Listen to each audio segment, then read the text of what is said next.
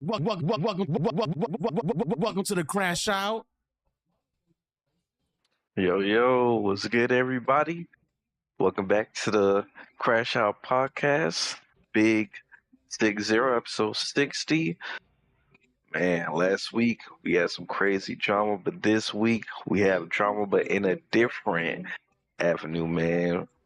We already know Speedstorm coming out with the new car season has everybody excited, but then they dropped a big bomb on us. Now, I don't know. It's looking I hate kind to of break it to y'all. dicey. We are not live.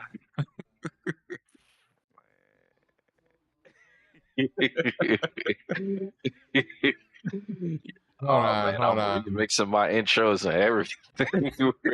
What about now? Does it show that we're live? Nano, you almost a 10 out of 10 with this intro, man. Keep it up.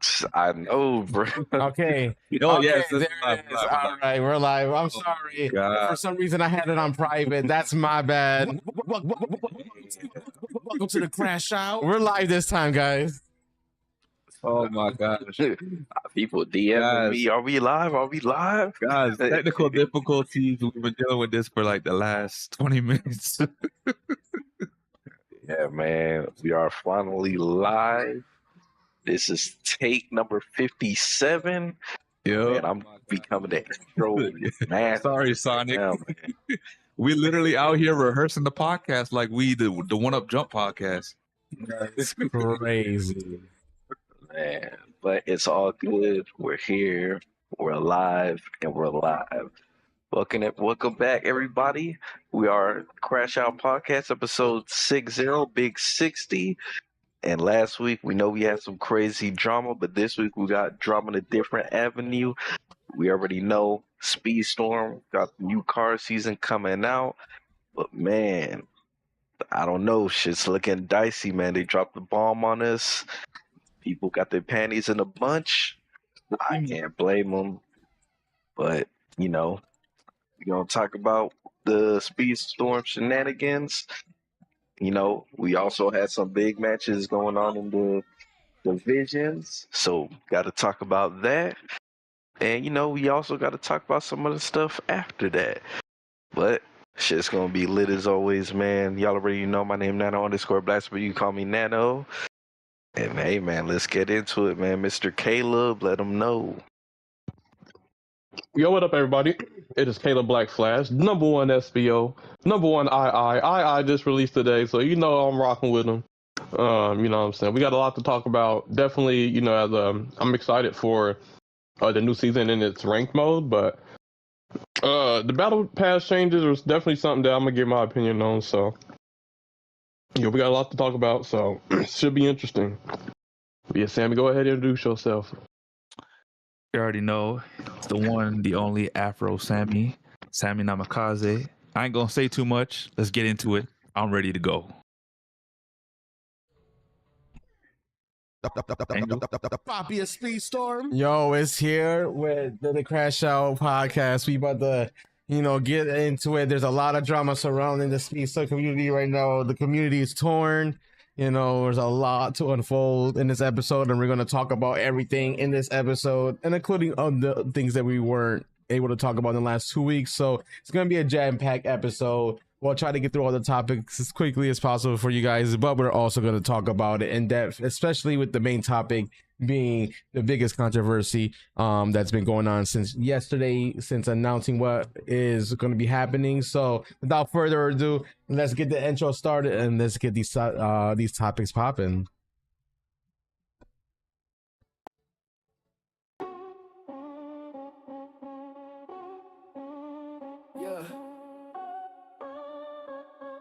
Yeah.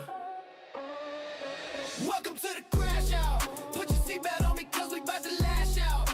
If you hating on the crew, you getting thrashed out. Man, we going so fast, we about to pass out. Pockets for the gamers, man, it's time to ride out. Welcome to the CrashOut. Put your seatbelt on me cause we about to lash out. If you hating on the crew, you getting thrashed out. Man, we going so fast, we about to pass out. Pockets for the gamers, man, it's time to ride out. We covering the drama. We talking about your mama. We smoking on the ganja. We drifting in the Honda. We turning up with Sammy. One wingers with the family. Black Flash jamming like a lammy. Nano always understanding. Yeah. Welcome to the CrashOut. Put your seatbelt on because we about to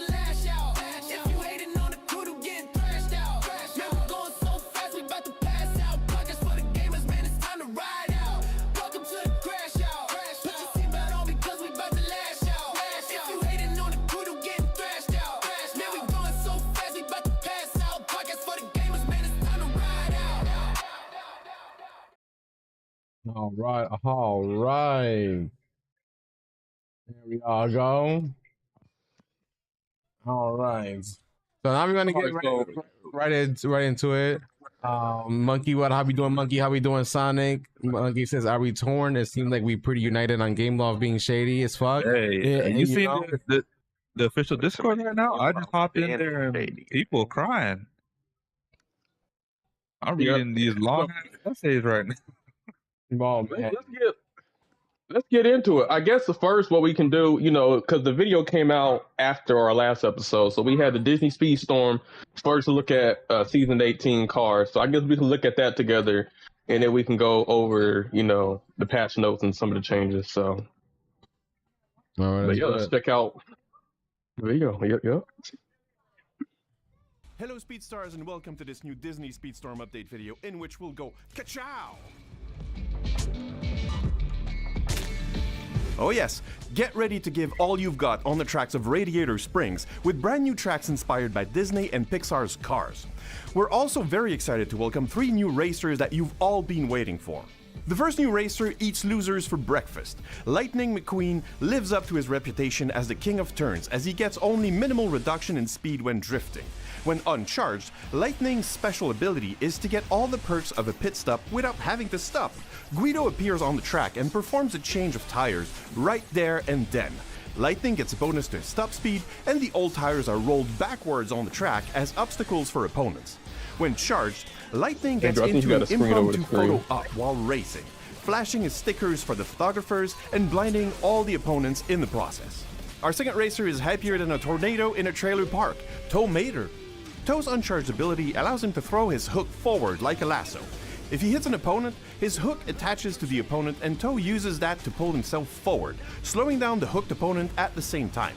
If he passes the other racer while doing that, Toe also gets a small dash forward. When charged, Toe makes things even more complicated for his opponents as tractor obstacles spawn on the track. Rivals who bump into one of those obstacles are slowed down and Mather spins 180 degrees to flash his lights and honk his horn, waking up all the tractors. If Mather bumps into one of the tractors, however, he enters autopilot while driving backwards. Our last new racer knows how to always focus on the positive. When using her uncharged special ability, Cruz Ramirez hops on a virtual simulator, spawning a whole area around her and receiving a boost and an increase to her top speed. Allies within the area also benefit from the virtual simulator and receive an increase to their top speed as well.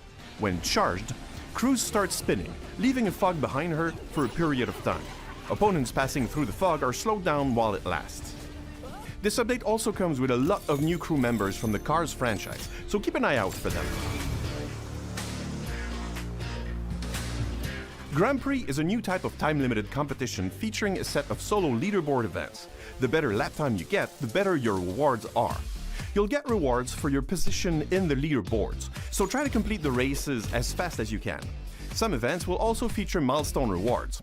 Again, the better lap time in the races you get, the more points you acquire, and the more milestone rewards you unlock. The first Grand Prix events are planned to have unlimited tries, so you can try to perfect your time as many times as you like. But in future events, there may be a limited number of tries available, so getting as much practice as you can in the first event is a good idea. Different racers will be required to participate in specific events, so the more racers you have, the more Grand Prix events you'll be able to take part in. Ranked is a ladder-type system that ranks players based on how good they race in solo multiplayer. You get points when reaching the top 3 in a race, and winning with higher MPR racers will grant you bonus points. The number of points you earn determines your position and what league you're in. But be careful, because losing a race means you will lose ranked points as well. So try to win as many races as you can to progress to a higher league. What are leagues, you ask? Well, the ranked system is divided into 7 progressively more skilled leagues, from rookie all the way to unstoppable, with progressively better rewards, and which league you are in will depend on your skill level. As can be expected, reaching each league up the list is going to be harder and harder each time, as you're competing with better players. But you'll also get better rewards at the end of each season before the points are reset at the start of the next one. That is, for the time being, because in the future, when a new season starts, you will be starting from the league you got to in the previous season. This update's mid-season racers are Mabel from Disney and Pixar's Hoppers, and Gogo Tamago from Disney's Big Hero 6. This season's free characters are Anna and Olaf from Disney's Frozen. The supercharged characters this time around are Captain Gantu from Disney's Lilo and Stitch, Dr. Finkelstein from Disney's The Nightmare Before Christmas, Dash and Mrs. Incredible from Disney's The Incredible, Ralph from Disney's Wreck-It Ralph, and Daisy Duck from Disney's Mickey and Friends. The new season vaults are racers from the No Toy Gets Left Behind season, featuring Lotso, Forky, and Emperor Zurg from Disney and Pixar's Toy Story.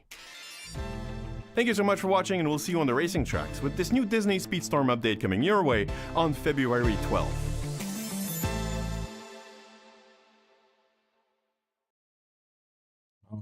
All right. That is the first look trailer for the car season. What do you guys think of the first look trailer, at least? No, at least from the first look trailer, I did see some W's. I think one of the biggest W's are the supercharged racers. All of the supercharged racers are fire.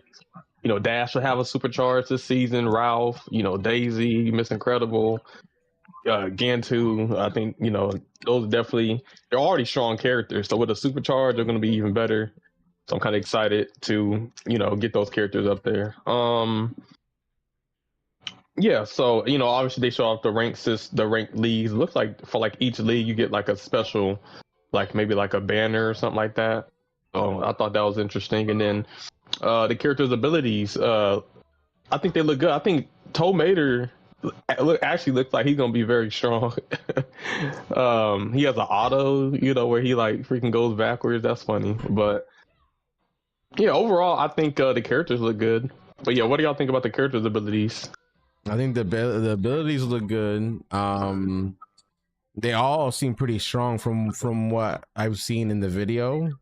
You know, with Mater having an auto, and I think in my opinion, I feel like Mater might be a heavyweight character. He kind of seemed that way from what I've seen in the gameplay, but I could be wrong, and they all could be just midweights. I don't know, but I definitely got that vibe for Toe Mater to be a heavy because his handling did look a little you know, a little on the heavy side.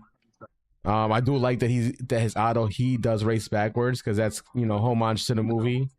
So you know, they definitely tailored to the movies on the Cars characters. And then the mid seasons, Mabel and Gogo. Gogo was a racer that we should have gotten in the Big Hero 6 season. You know, we're not, you know, just saying, you know, just so you guys know, that character was already pre-made already.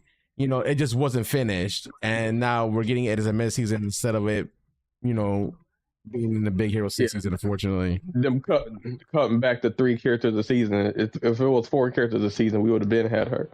But yeah. And then the 5th racer's coming out next season, you know, per leak. So, you know, we will eventually get the 2 racers we were supposed to get by next season. Yeah, Nano, Sammy, what y'all thinking? I kind of share you guys' sentiments on it. I will say though, Mater, he's giving me the. I don't know if y'all feel like this, but he kind of gives me like Queen of Hearts vibes. You put the tractors down instead. Yeah, some, and then you. But better because like auto. Instead of relying on other people to hit it for you to get your auto, you can just run into it yourself. So it's like more control, I feel like. That's true. So I could definitely see, you know, a lot of plays being made off of your own, you know, your own validity. So that's pretty good. Yeah, I like the characters and whatnot, and I don't know why, but I think I really like the passive that they're giving Lightning McQueen. The fact that he could turn without decelerating. Yeah, I think that's pretty crazy. So yes, he looks like he's gonna be like a midweight maybe. So I actually think that's gonna turn out really good for him. So I mean, all the characters looks pretty strong. So I like how they look. Midweights, once you get them to level 50, they already have decent handling. So, you know, you have a character that, Lightning McQueen potential level 50 with good handling, and he doesn't like lose speed when he's turning. So it'll be like to have like lightweight handling. You know, because it's gonna be big. So and then he throws his hook as one of them too, kind of like a Woody and Rapunzel like whip. So that's gonna be skill cool expression. Yeah. Tomater literally has a hook, so there's skill expression there, and he has an auto, and obstacle. So yeah, he definitely seems like he's gonna be the character. It's gonna be a problem. Yep. So. And then they shut off Radiator Springs. Where y'all think Radiator Springs? I definitely, before we get there, I definitely think Tomater might be the best character out of this season for obvious reasons. Like, as great as Lightning McQueen sounds, he's a gimmick. Where have I seen this before? I'm thinking about Tron season when Korra was supposed to get the passive. Before that, Teodama was supposed to get the passive, and that was broken for how many seasons till they fixed it? Korra's passive, is it even fixed? I don't think so. I think it is. It ain't, you said? I think it is. Is it? But I haven't seen it I'm gonna have to test it out.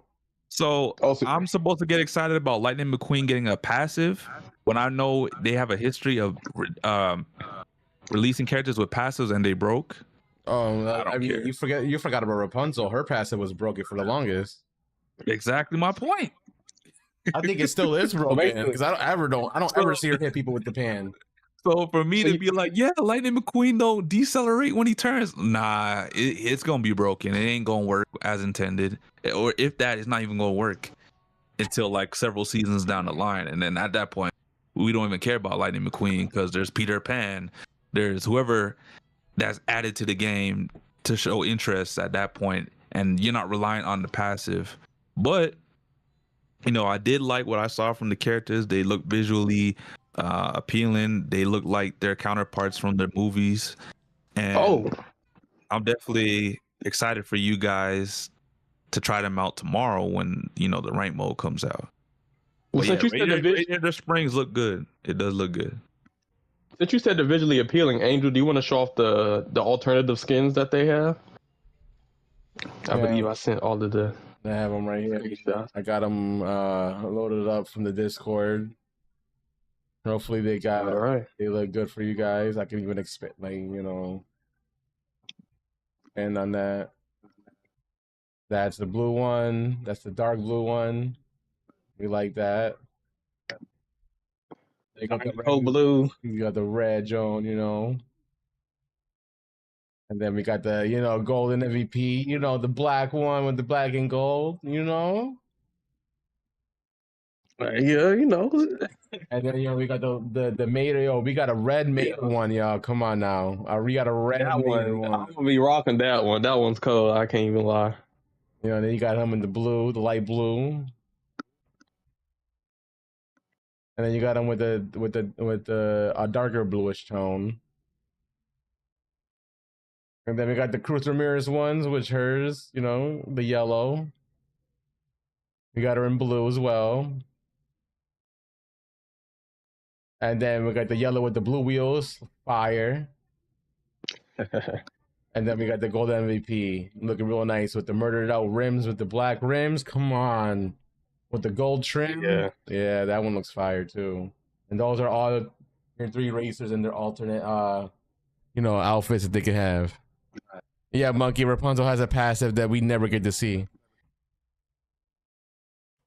Yeah. So obviously, everybody saw that video and we're all hyped, seeing the characters, the maps and all that things. But after that video, they did post some things on Twitter, and I think a lot of people we're kind of in the uproar on it. So the first one that they put up on Twitter was season pass update coming next. So I guess we can click on that and go over it. So before that, they actually made us, hype because we thought it was something good at first, right? you know, they gave us the news about in season 18. We're updating the content of the golden and diamond passes. Here are the main changes. There's the amount of upgrade coins in the season pass reward has been increased. Now, when you purchase either pass, you'll get twice as many upgrade coins in the pass. Season pass now features pre-release racers, including mid-season ones that are usually harder to get. For example, season pass for part 1, season 18 will have Moana and Anna, while part 2 will feature Maui and Olaf. All brand new racers, along with their crew members, will now be available in special events and shop offers. Take part in the upcoming events to collect as many shards as you can. Other than that, season pass will have the same content as before, including season coins, season box credits, and various cosmetic items. Note that diamond pass max out features is here to stay. With the season 8 will let you max out racers such as Figment, Anui, or others. Our goals with these changes is for you to be able to unlock, upgrade, and play with previous mid-season racers in the future. As for the brand new racers coming every season, if you don't manage to collect enough shards to unlock them at first, there will always be more events and new ways to get the rest of them in the future. For example, we'll be having a special Lightning McQueen Grand Prix at the end of February, Tomatoes event around St. Patrick's Day, and Cruz Ramirez Grand Prix at the end of March. We're also planning to start hosting giveaways featuring different racers on our Discord. Please follow our server and socials to always be up to date. So like in the beginning, I'm like, oh, that's crazy. Like in the beginning, I was like, okay, this looks kind of good. You more upgrade coins. Now you get to unlock mid seasons with these passes that you know are one of the hardest characters to unlock because they're mid seasons and they gatekeep them a lot. And then they gonna hit us with the all new racers, which are the seasonal ones, are to be available in the season special events and shop offers. It's problematic. And like, you know, it was pretty vague. Like it kind of didn't sound at first like, you know, that they weren't going to be included in the season pass, but then they gave us another update that actually told us for sure they're not going to be included in the season pass, which is the biggest artwork right now. They said on February 12th, we're launching a new Cards Inspired season, introducing the racers Lightning, Cruz, and Tomater, and then the new racing environment. From the very start of the season, all players will be able to race on the Radiator Springs tracks and solo and team modes, as well as through season tours. As always, the new maps will also be available in private lobbies and local free play. Players eager to try Lightning McQueen early will be able to do so in Chapter 1 Season Tour, where he appears as a guest racers in a dedicated mission. Some Lightning McQueen shards can also be earned later in Chapter 6. A special leaderboard event will allow players to earn McQueen shards as rewards. A multiplayer event for Cruz Ramirez will follow on February 13th. And then from February 15th, special shop offers will be available for the cars racers that will become available. And later in the season, February 25th to March 3rd, McQueen's Grand Prix will take place. It will be our first Grand Prix event and a good opportunity to earn additional shards towards unlocking him. Next, from March 17th to 23rd is the Mater's Tell event to try to get Mater shards. And then after that event concludes for Mater, the second Grand Prix will also happen, dedicated to Cruz Ramirez, from March 25th to March 31st.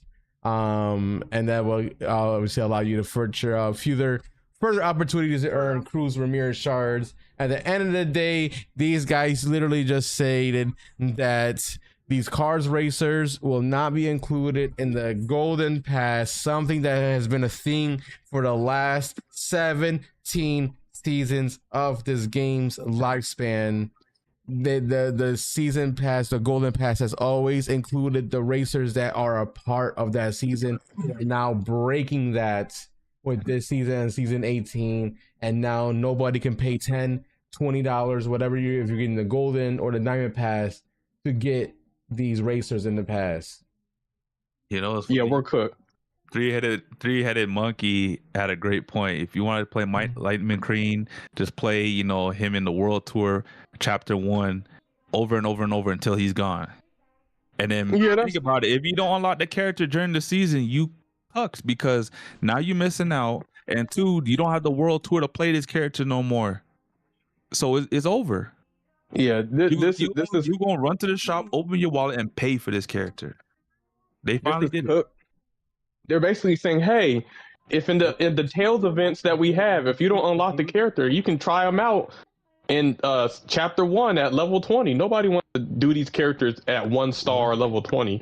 People want to experience these characters at their best. So just saying like that's like an alternative is a lame. Okay, 2, one thing they said in that tweet was there's going to be a Toll Mater Tails event. This is actually something that I was worried about if the season characters for the season are only going to be unlocked in Tails, and it looks like that is the case for certain characters, which is bad because mid-season currently, like this season, this what was the mid-season racers, Emperor's New Groove. It was hard to get those characters, literally because the Tails event, I think you can only get so many shards. I think I got 5 shards, and then basically the only way you can get them is by getting those gambling boxes. And if you don't get the shards in the gambling boxes, you just don't get the character. So if this is what's going to be the new standard for like the new season characters, that's not good, because that means a lot of people will not be able to get the character of the current season. That's not good.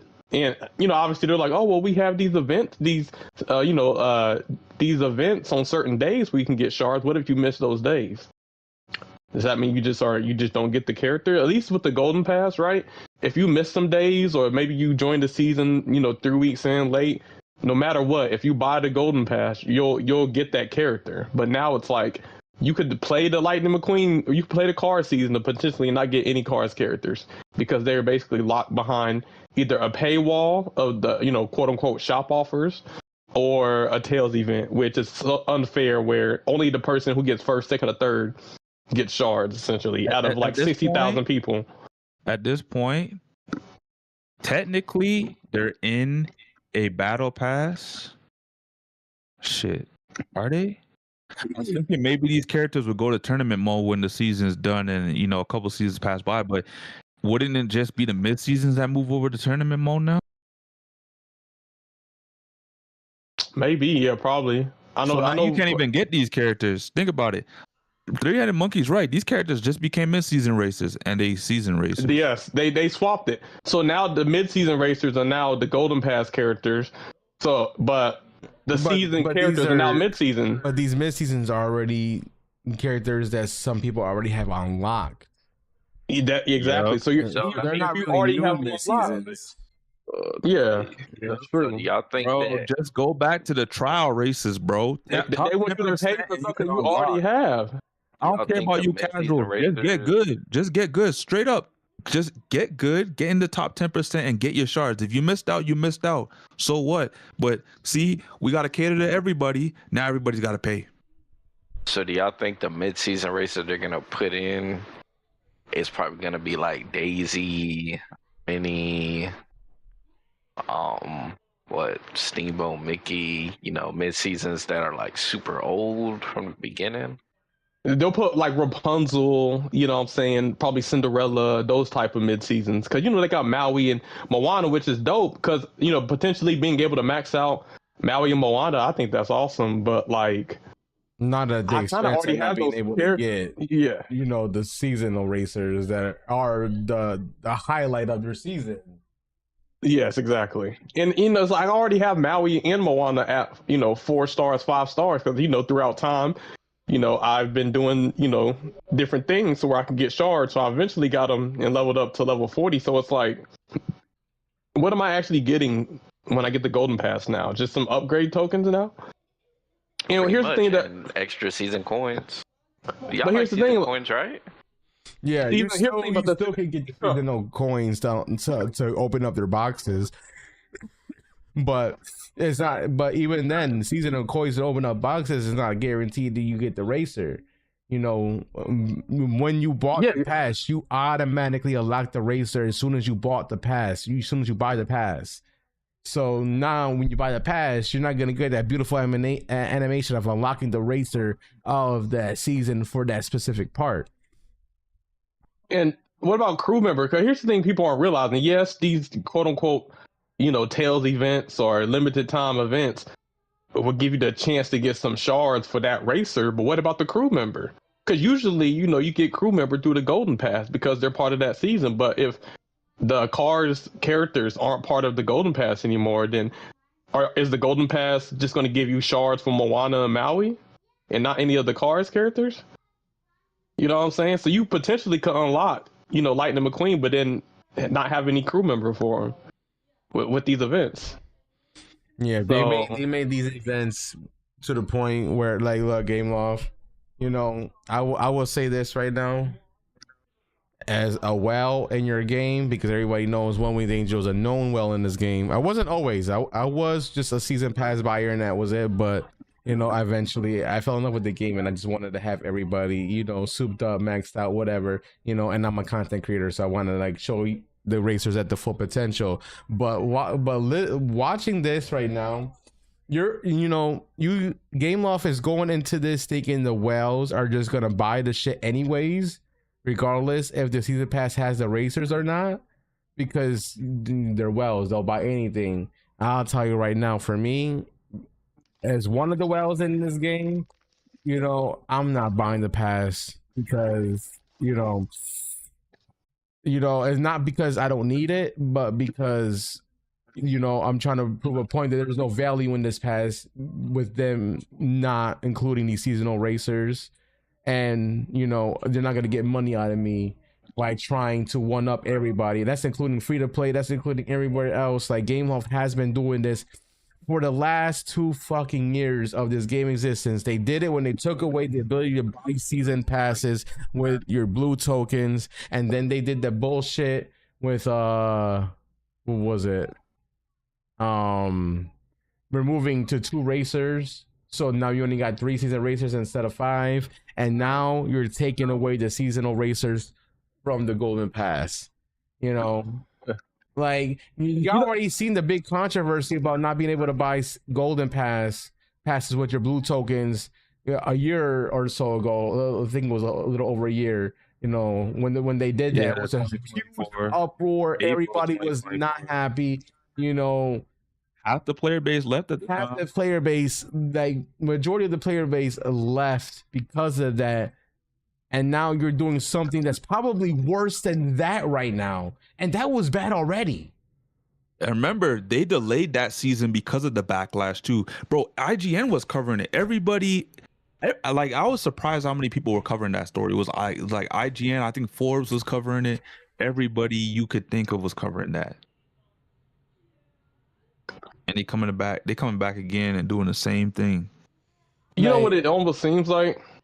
It almost seems like they're like, oh, we gave you guys too much last season, so we cutting back. Because for an example, like for the Zootopia season, because I got the Golden Pass, I was able to get season tokens, and I was able to use those season coins or whatever in order to get some of those instant star-up packs. So like for a Flash, for Nick Wilde, Judy Hopps, I literally got 5-star instant star-up packs for each one of them because they were part of the Golden Pass and because I was able to use my season tokens on their boxes. But if the Cars characters aren't a part of the Golden Pass anymore, I won't be able to do what I did for Zootopia characters for the Cars characters. So does that mean there's not going to be any 5-star opportunities because I can't use season tokens on Lightning McQueen?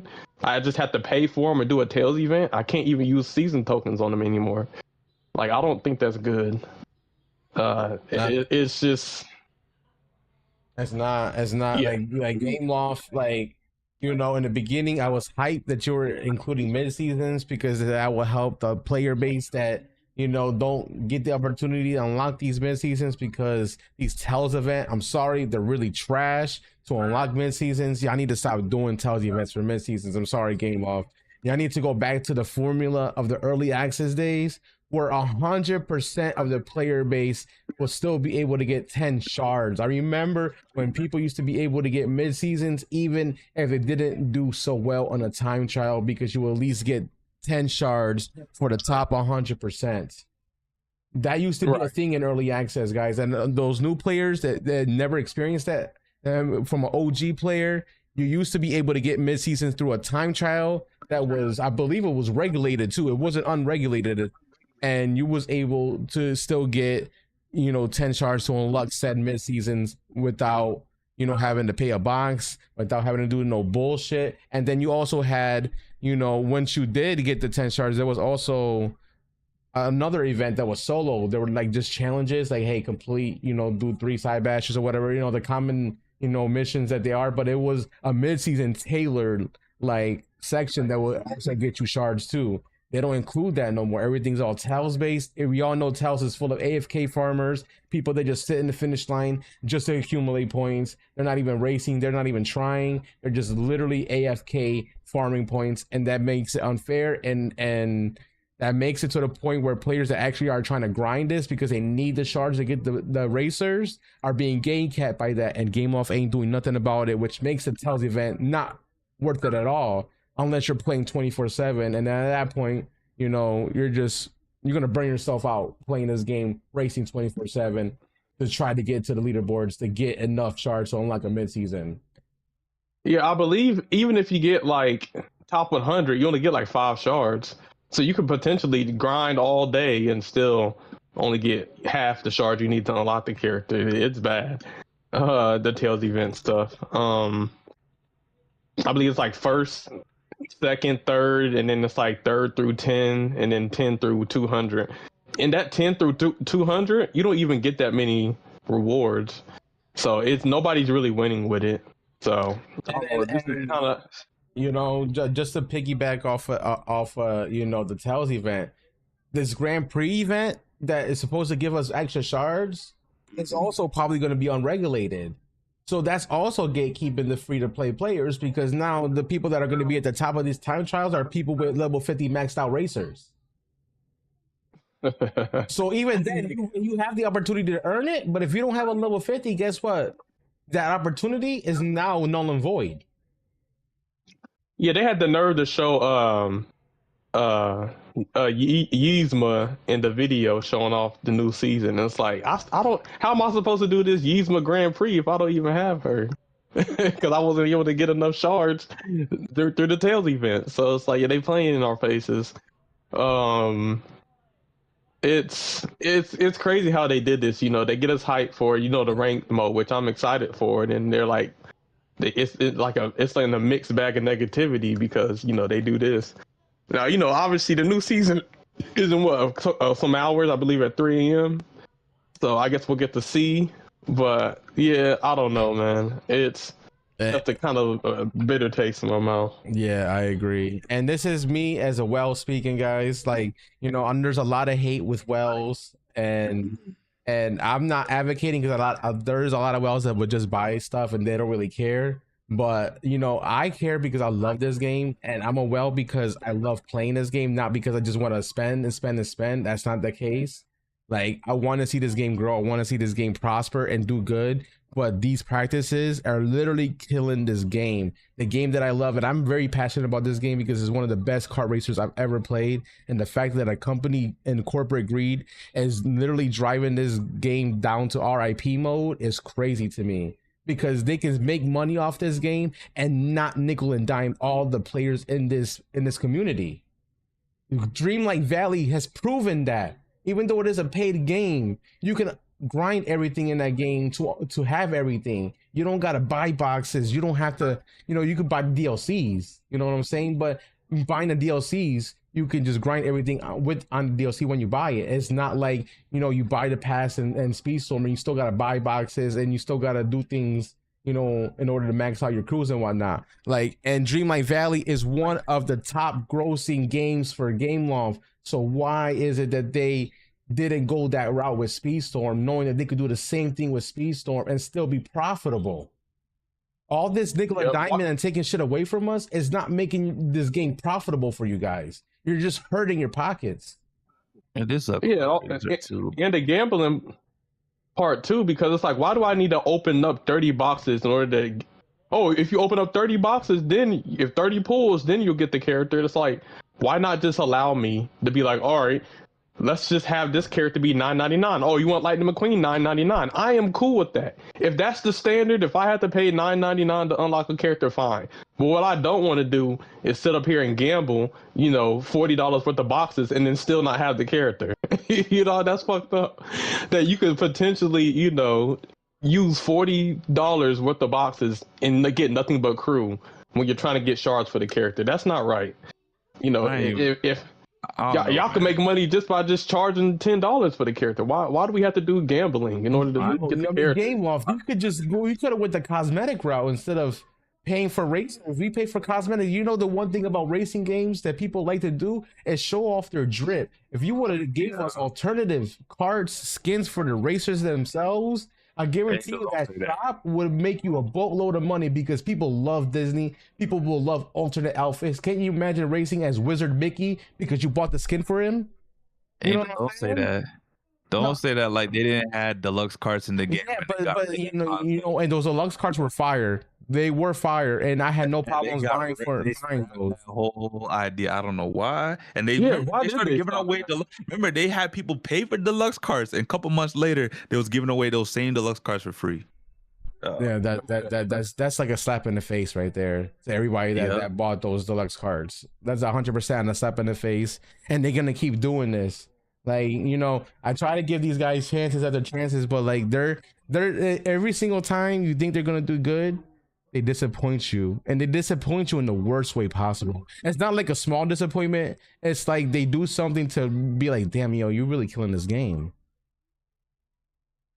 And that's why I left, because I knew it was a matter of time before they pulled some bullshit. Mind you, I was keeping up with the loop of the news and with like what's happening with the game, and then I was kind of excited for you guys that get to try out the new rank mode. I was gonna watch you guys stream it tomorrow and see how you guys feel about it, your reactions, what's your takeaways. And then they got to drop this shit. Oh, in the fine print, you missed it. Well, now you got to pay for all this extra shit because it ain't going to be easy and accessible like it used to be. And it's like, when will you guys finally learn? When you lose half your player base again? I think the community has to put up some boundaries. It's almost like this, like a toxic relationship where somebody is testing the boundaries and seeing what they can get away with. Oh, you know, if I cheated them 10 times, will they still stay?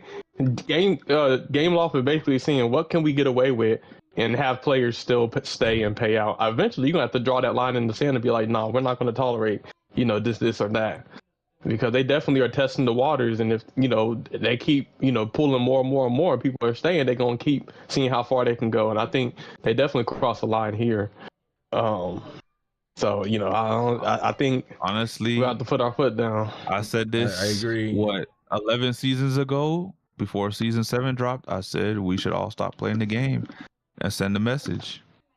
And half the player base left, and the other half stuck around, kept playing, and Gameloft was like, okay. At least we know the half of you that stayed will put up with this. Nah, this time it needs to be over. It's kind of like a dictatorship. All right, hold on. So, I'm not saying I'm actually more on the side of you guys, but just for shits and giggles, I'm gonna play devil's advocate. What if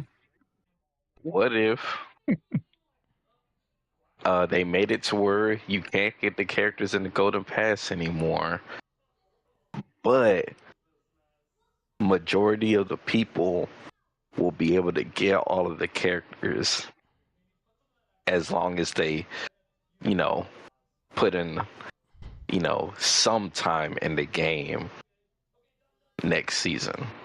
Nah, I mean, if they're gonna take the characters out the Golden Pass, everybody got to do a time trial to earn these characters. That's it. If you hit top 10%, you get the shards. No. That is the worst thing they can do, Sammy. That is the worst thing that they could do. That's how we was doing it before early. No, that was only for mid seasons, and everybody still got them, Sammy. You still, even if you, all you had to do was participate in the time trial. Even if you got the last time, as long as you was a top 100% and you participated, you at least got 10 shards back in the day. So yeah, but Angel, there's a reason why they changed it from everyone getting it to only top 10%. Because they it wasn't top 10, it was top 20. It was top 25. I think it top 10%. 10% is if you got a lot of shards, like 30. Top 25, you would still get 10. And it came with a lot of epic shards. Yeah, like before that model. I don't remember hitting every. No. This was before early access. I know a lot of you guys started and free to play early access. And early access before they changed it to where it was like top 20%. You got the 10 shards. It was top 100%.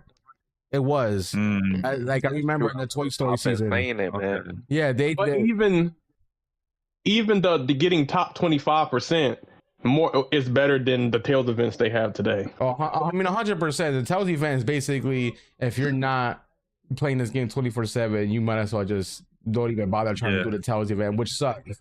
At least with the time, you got opportunities and you always get shards. But what I was gonna say is, what if they make it to where it's a mission based? So let's say, Nano, they already said it's not mission based. That's what we're getting at, Nano. They already told you how we're gonna get these shards. Yeah, so they said they was gonna be time trial based. It's like basically the Grand Prix are gonna be for some. Mater's gonna have a Tails event, which already you know how hard it is to get shards in a Tails event because it's pretty much gate capped by AFK farmers. And then the Grand Prix stuff is gonna be gate capped by people that already have maxed out racers. So if you're a new player, for example, if you're a new player coming in for season 18 because it's cars, you have no chance to enter a Grand Prix to get shards. You have no chance in Tails to get that racer. So if you're our new player, right, they are thinking about getting into this game because of cars, unless you're paying for the boxes, and obviously, you know, the season pass, because I guess the Golden Pass will still get you coins to go for those boxes, you're not going to get this. You're not going to get the racer. So what you're telling me, you know what, is Gameloft said they're gonna be on their BDS. They're gonna tie everybody up. They ain't tying me up. I'm done playing. They're gonna hold a rocket propelled dildo to shoot in your ass. It ain't me now. Yeah, and then while they're doing that, they're taking your wallet and taking all your money. It ain't me. I ain't playing this game no more. They ain't doing that to me, bro. No Vaseline. Shout out to Ice Cube. Yeah. What about the Diddy bottles, man?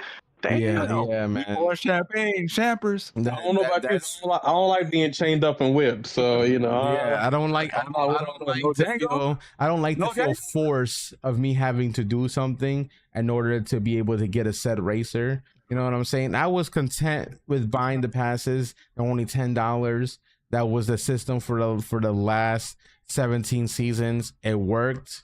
I don't know what in the right mind thought. They need to rewind and go. Right, hold on. I can still play devil's advocate.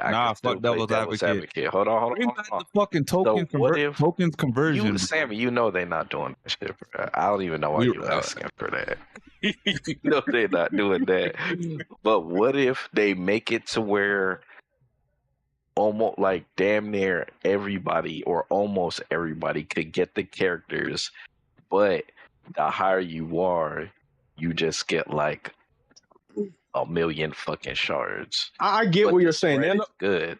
I get you're saying essentially in these events that they have to unlock the cars racers, maybe they're more generous than the Tails events. So maybe you know. Yeah, I mean, do you really think so? You know what? Hold on. I don't know. Wasn't it the thing?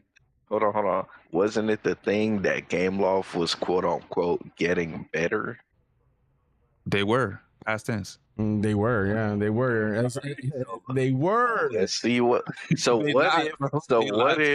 what if it's actually better than what people are saying, and they throw eggs on everybody's faces, and they're like, see, do y'all still want to pay the $10 for the characters, or do most of y'all want to get them for free? Look.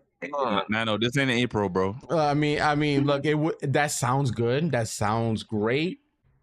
But Gameloft is not doing that. I mean, if they do, and everybody's able to unlock all these seasonal racers, you know, easily without having to sweat and having to have a maxed out racer in order to compete to be able to get them, I can say that would be a positive, because that means you don't got to spend $10 because you could get all these racers, you know, and by grinding. But you know, with Tails and these Grand Prix events, these are all paywalled events unless they're regulated. But you know, they haven't done regulated time trials in I don't know how long. So you know, at that aspect, you know, I don't think it's gonna be an even playing field. Now, I'll even argue and be like, okay, if they let you do the world tour and you can unlock 10 shards within the first chapter, then I could be like, all right, Gameloft, you got something there, because that means everybody can do chapter 1 without having to pay $10 and get the racer. That okay, I can say that would be cool. But they say it's not a World Touristy Girl. Hold on. Tour. They said Lightning McQueen's in chapter 6. They said you know, you missed the event, you can still. capped. Yes, it is gate capped. And here's the thing: even though Maui and Moana are the Golden Pass characters, we're still going to have mid-season requirements. So Gogo Tamago and the Beaver are going to be the mid-season racers for this season. They're not going to be a part of the Golden Pass. Yeah. So you're literally locked behind the paywall. In order to get Lightning McQueen shards in chapter 6, you'll have to get the mid-season racers that are also locked behind the Tails event. You know what this shit sounds like to me? Hold on, but what if like to me? Yeah. Remember how this bullshit started happening in season 7? I feel like the guy that was in charge of Gameloft went on vacay and said, "Oh guys, I'm back," and pulled this bullshit this season. So what if they make it to where to do the time trial events, you have to use the mid-season racers that are in the Golden Pass? I can see them doing that just because that's what they always done. You know what I'm saying? Like chapter 6, all up until this season as well, it has been you have to have a level 40 racer. You know, part 1 was what, Judy, right? So you had to have used Judy at level 40 to get, you know, the chapter 6 done. So like, are you saying Maui level 40 they get that whatever chapter 6 racer it is? And Is also, Maui the well, it's Moana first. It's Moana first. Hey, let me play devil's advocate, right? They added in this new rank mode. What if they said, you know, fuck all this shit. Not everybody can get these races anymore. If you want these racer shards, you got to get the top rank positions. You got to be on the top 100 leaderboard. I still think that would be gate kept because again, stupid, for new players, they are going to be gate kept. I'm trying to think about this in a sense of newer players that don't have as much racers as the veterans that have been playing since day one. Sounds like they're paying for tournament mode.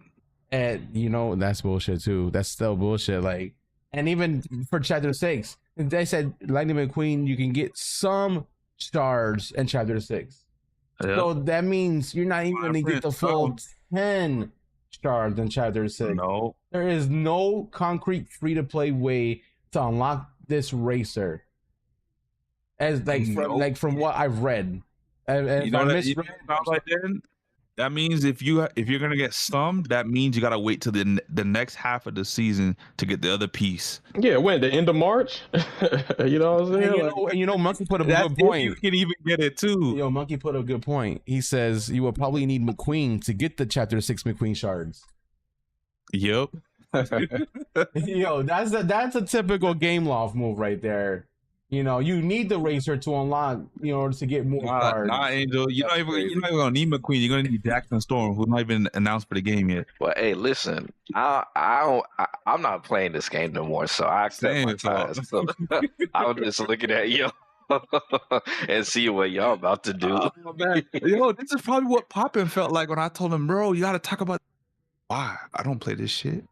Yeah, well, man, I mean, I'm upset about this. Yo, I remember when I used to, bro, Sammy, remember when we used to be like everybody else? We used to be like, what the fuck? Crashing out this shit. I'm like, damn, that's what they doing to y'all now? I'm glad I left. Well, damn. With that being said, you know. Yo, Kayla's like, fuck. I know I'm still gonna deal with. Like I said, here's the thing: if I don't get the McQueen, guess what? I guess I'll just be on Dash when it comes on these, you know, ranked matches or something. That's a good alternative. Dude, I agree. Listen, I mean, look, I try to give y'all some, you know, I try to give them the benefit of the doubt. But we'll see. Look, if you guys want to do something, the game again too. That was a crazy part. I think what we need to do, guys, as a community, anybody that's watching this, and agrees with this is this is predatory. This is we don't support that, and this is for the whales too. Including myself.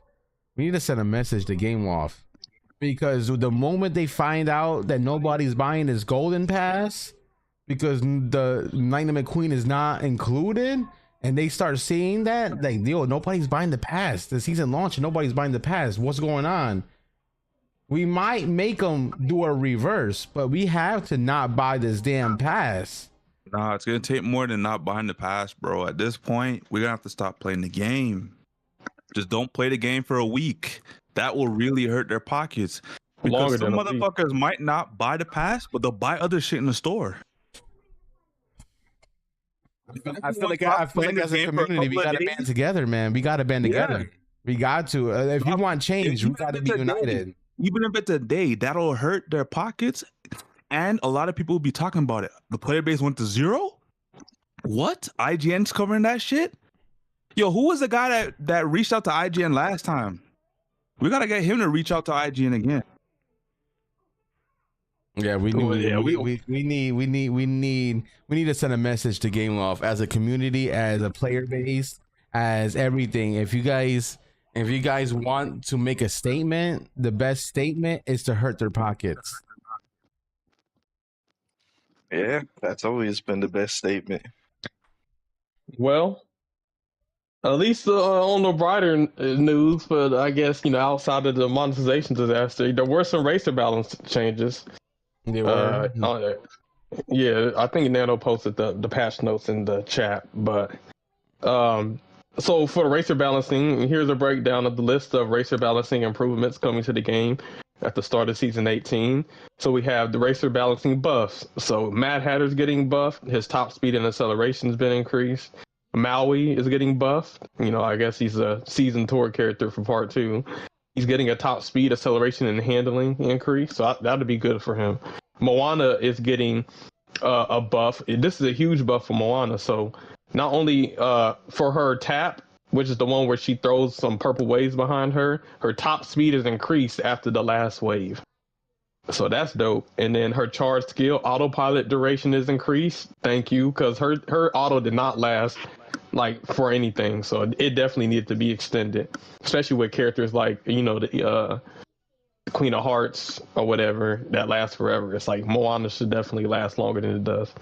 It says on autopilot, expiry, top speed and boost level are increased for a short time. So you not only is the autopilot increased, but once you're out of your autopilot, you have a speed boost for a short amount of time. So that's gonna be good. She's definitely got a huge buff.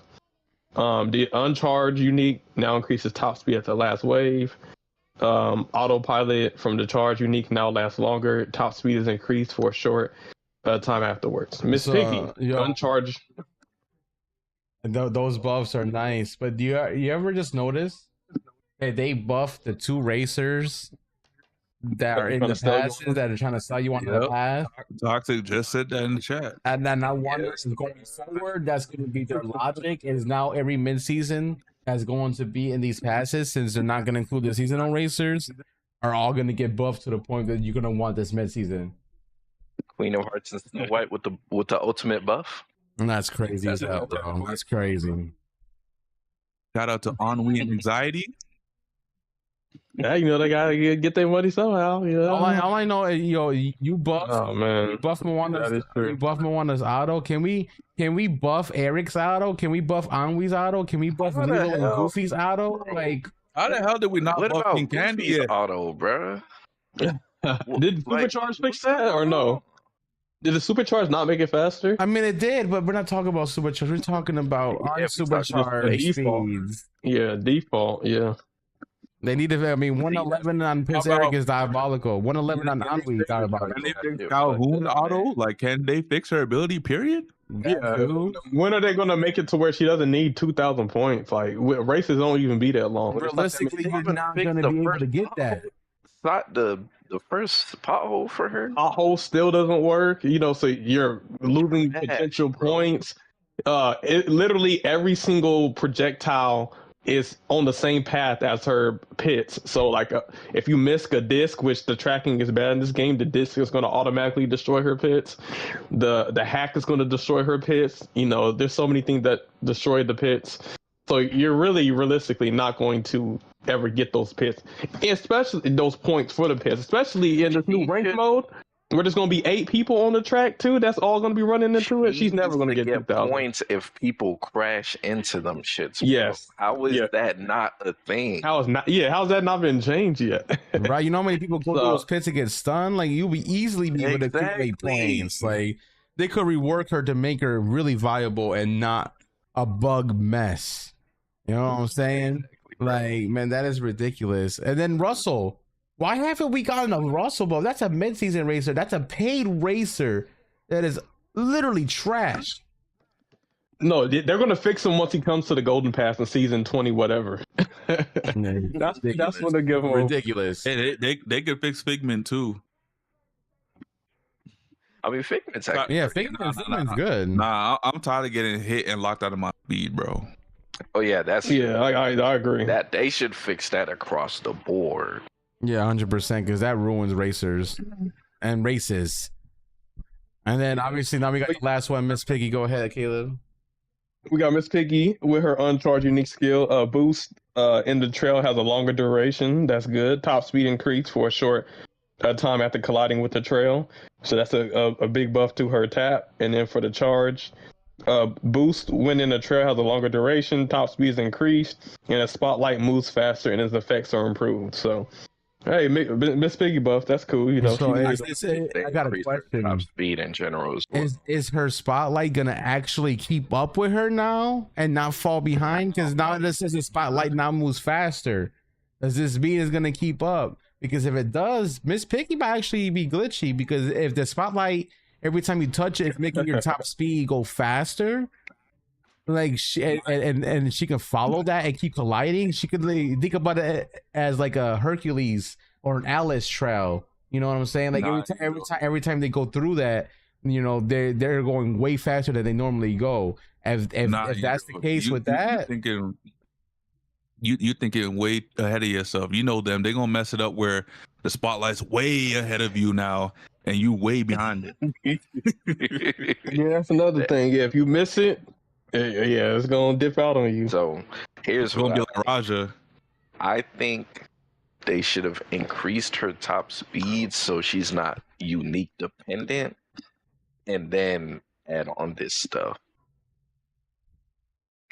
Yeah, I guess. Yeah. Well, I mean, okay,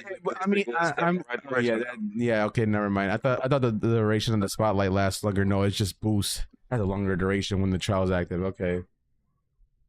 But in terms of general fixes and improvements, Kermit basically got fixed. You know, shout out to Cosmic. I think they basically fixed it to where, you know, sometimes if you use his abilities in succession back to back, that it would cancel out.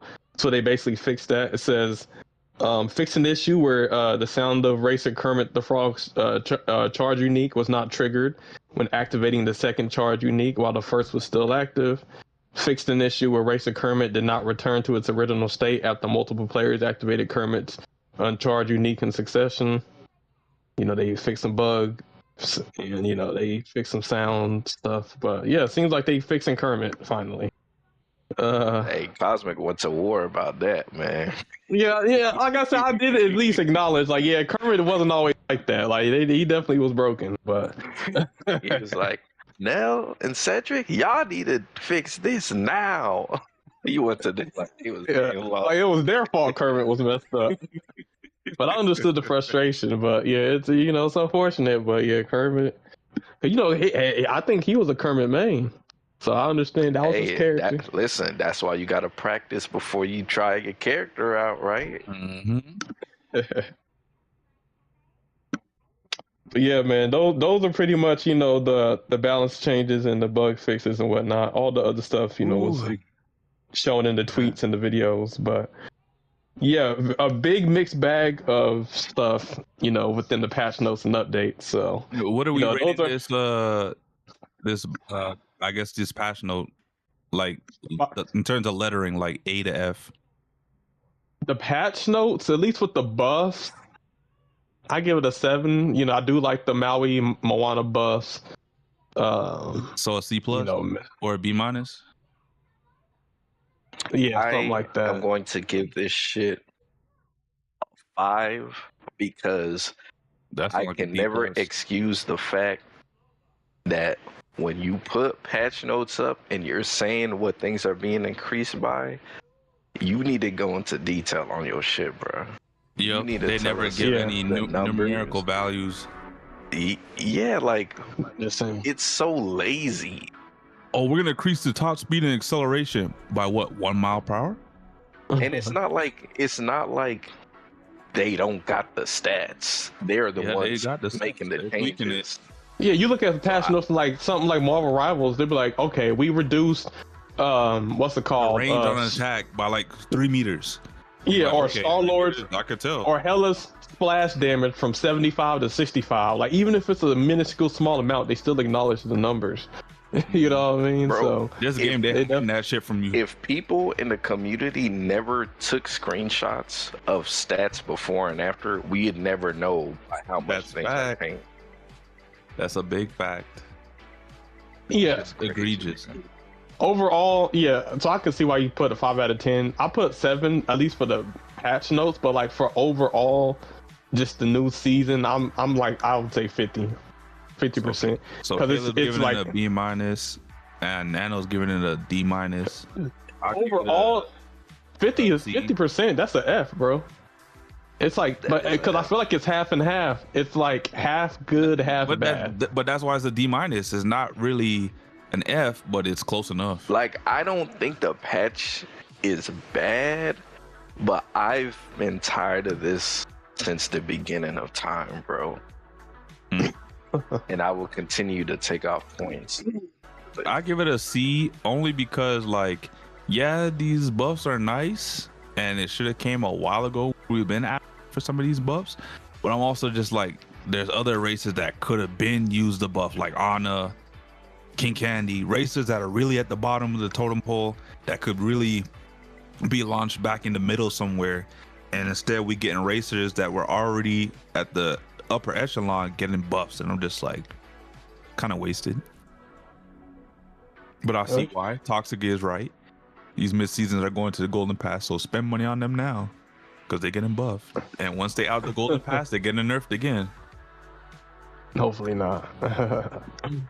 But man, it's oh Lord, I don't even know. I'm situation, and I don't even know anymore. I just know what you give this patch notes, Angel? I give this a fucking F. Damn.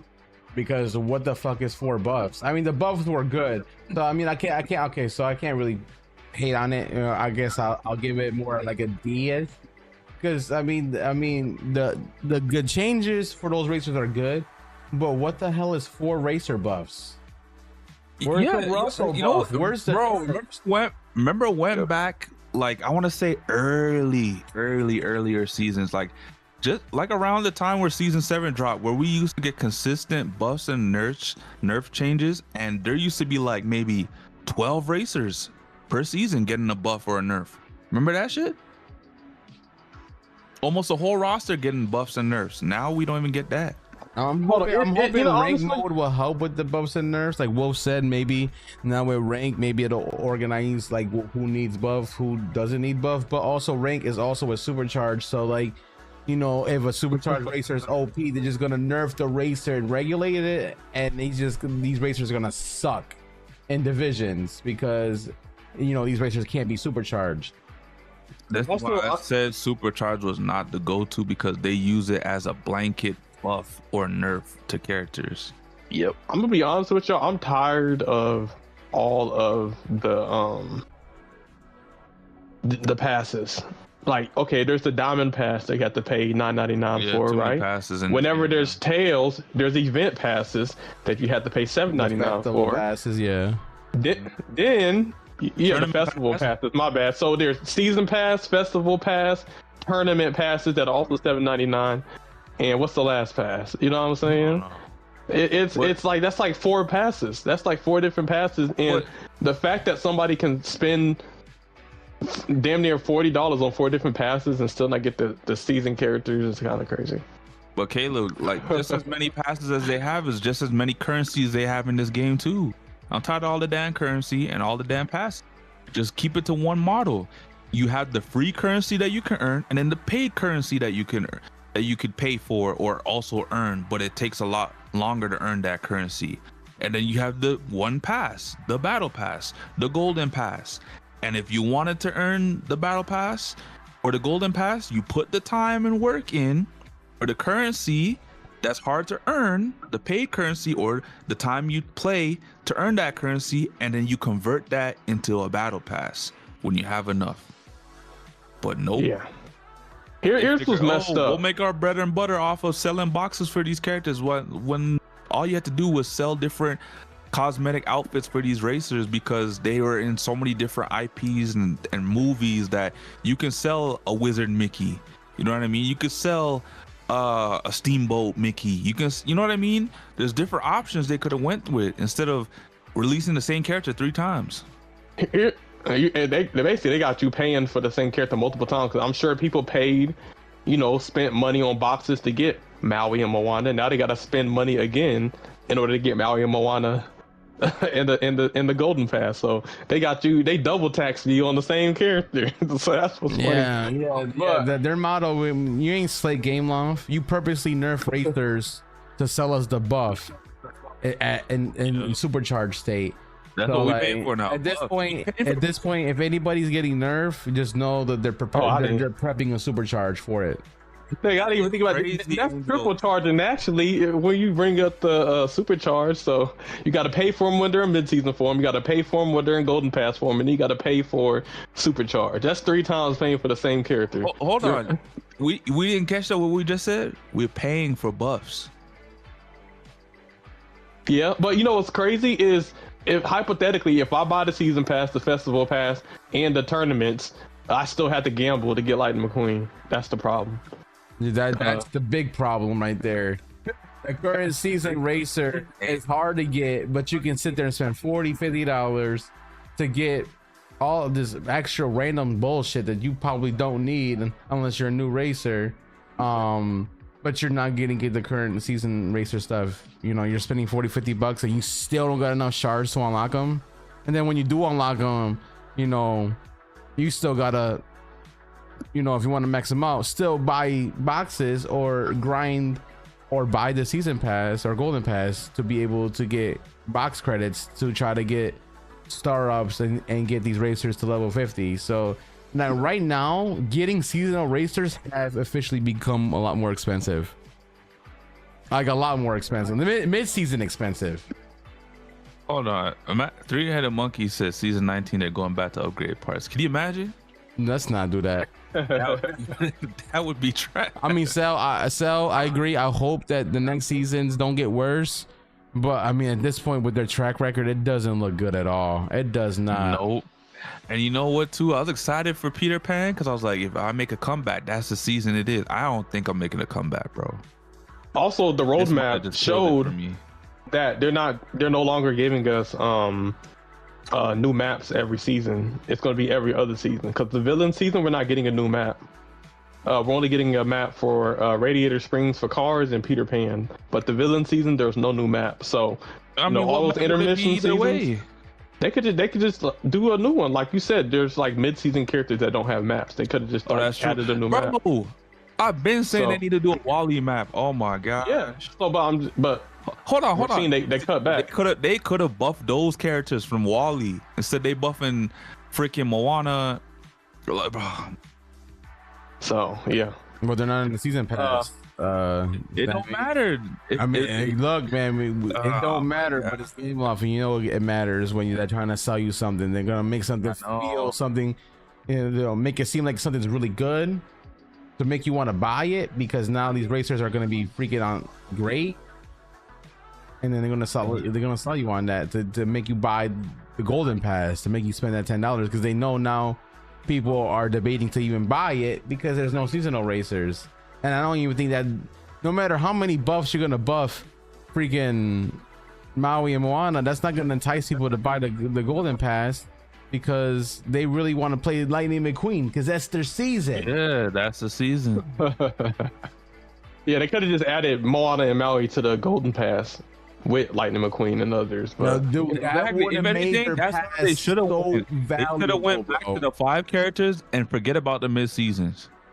Have them just included into the mid-season racers, or the mid-season racers have them be included into the Golden Pass at this point. No more mid-seasons, but we'll do a special event for the time we usually do mid-seasons, guys. And now you're going back to 5 characters per season, even though it would have usually have been 7. well, or 6. Well, you know, I guess before the new season comes out in the new ranked mode, you know, we do got divisions, so you know we do got a competitive side. Yo, monkey, that's also you know true.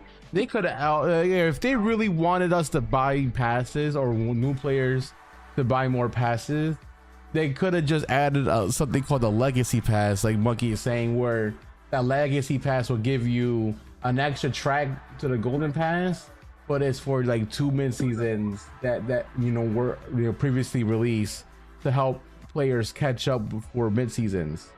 But they already got that. They have tournament mode. That's literally what it does. Man, fuck that tournament mode. That's not even a true way to actually freaking get racers. No, man.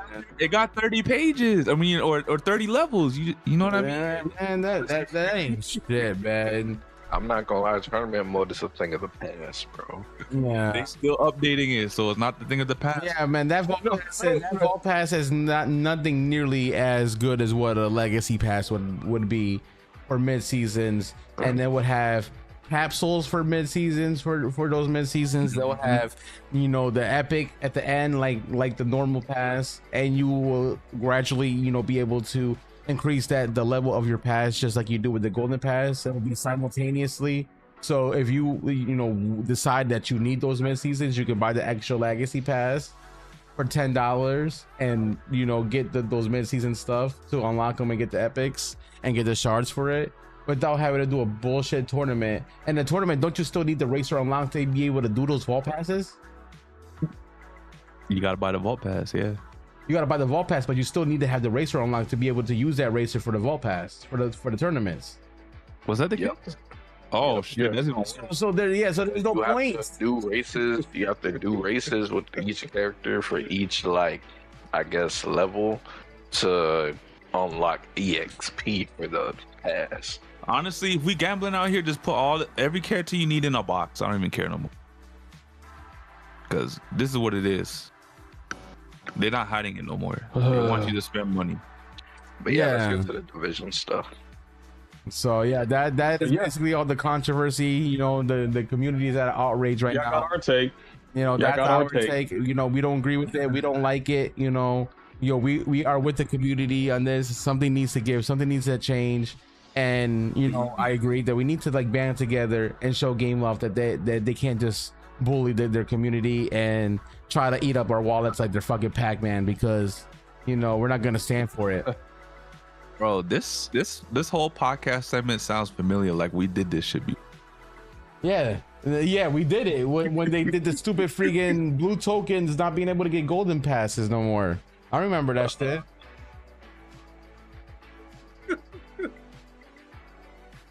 Honestly, we've had many takes and episodes. So like, you know, I would say what they taken away.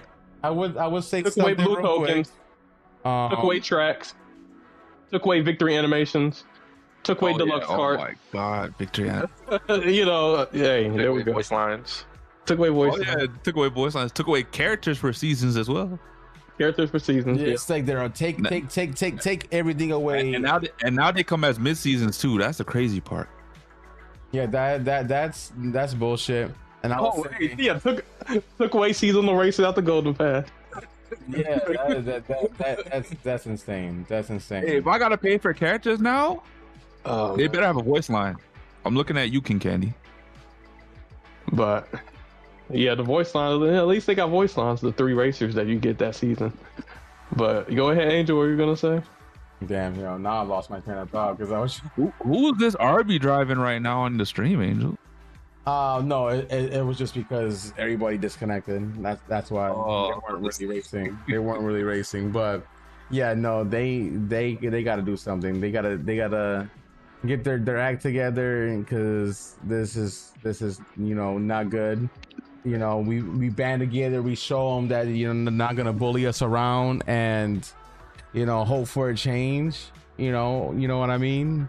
I for one is not buying the Golden Pass this time around because I'm trying to make a point, because I am a whale. So I'll even show you guys on stream when I stream for this ring mode that I did not buy this pass just to prove a point. You know what I'm saying? I will do anything that I can to help the community out. People say I don't advocate for free to play, but I do advocate for free to play because that is the bread and butter of this community. Not everybody's a freaking well, not everybody buys and spends shit in this game. You know what I'm saying? So I advocate for the free to plays because they are the backbone of this game. The free to plays are the ones that are playing this game more. The hardcore players, they play, but we play divisions, we do a whole bunch of other shit too, but at the end of the day, if you want to keep your player base happy, listen to your community. Don't fuck over your community like you've been doing. I mean, I feel like I've been saying this for multiple seasons already. Gameloft, you just don't listen. Your big wigs don't know what the hell they're talking about when it comes to business because y'all talking about you want to pump out money because you don't want to support this game, and maybe in 5 years you want to shut it down, so you're trying to pump out as much money as you can. But like, if you actually gave this game love and treated your player base right, you can make this game last longer than 5 years and still make more money than what you're doing. Yeah, now. look at wait, is that DC? They trying to shut it down in 5 years? Well, I mean, so I spoke to some people and they said Gameloft's track record has been, and this has been the case with Asphalt, is after 5 years they just won't support the game no more. And now Asphalt, I think the newest Asphalt replaced the other Asphalt. You know what I'm saying? That doesn't mean they're gonna make a Speedstorm 2 like for Gameloft fans. This could just be the end of life of Speedstorm in 5 years and that's it. We won't get no more Speedstorm. What year now? 4? 3, 2, on year 3. Damn. Maybe we'll get Tiana before it all crashes and burns. Tiana before that happened. But yeah, on the competitive division side of things, this was Super Divisions Week 3, and we had some spicy matches. So there was some good in the Speedstorm community. The first match, BRZ Feral versus Pure Country. It was a close match, but the BRZ Feral boys got it done, 185 to 175. It was a 10-point game, so it was very close. But BRZ just pulled ahead. We have Bronco with 66, Matteo with 49, Carter with 40, and Danilo with 30. And then for Pure Country, we had Terrace Lynx 54, Foster Denu with 53, Monster is Zeus with 47, and Girth Brooks with 21.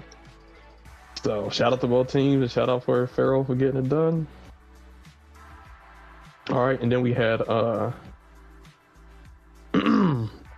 Ruthless Assassinos versus Ferrari KA, and Ruthless won 223 to 137.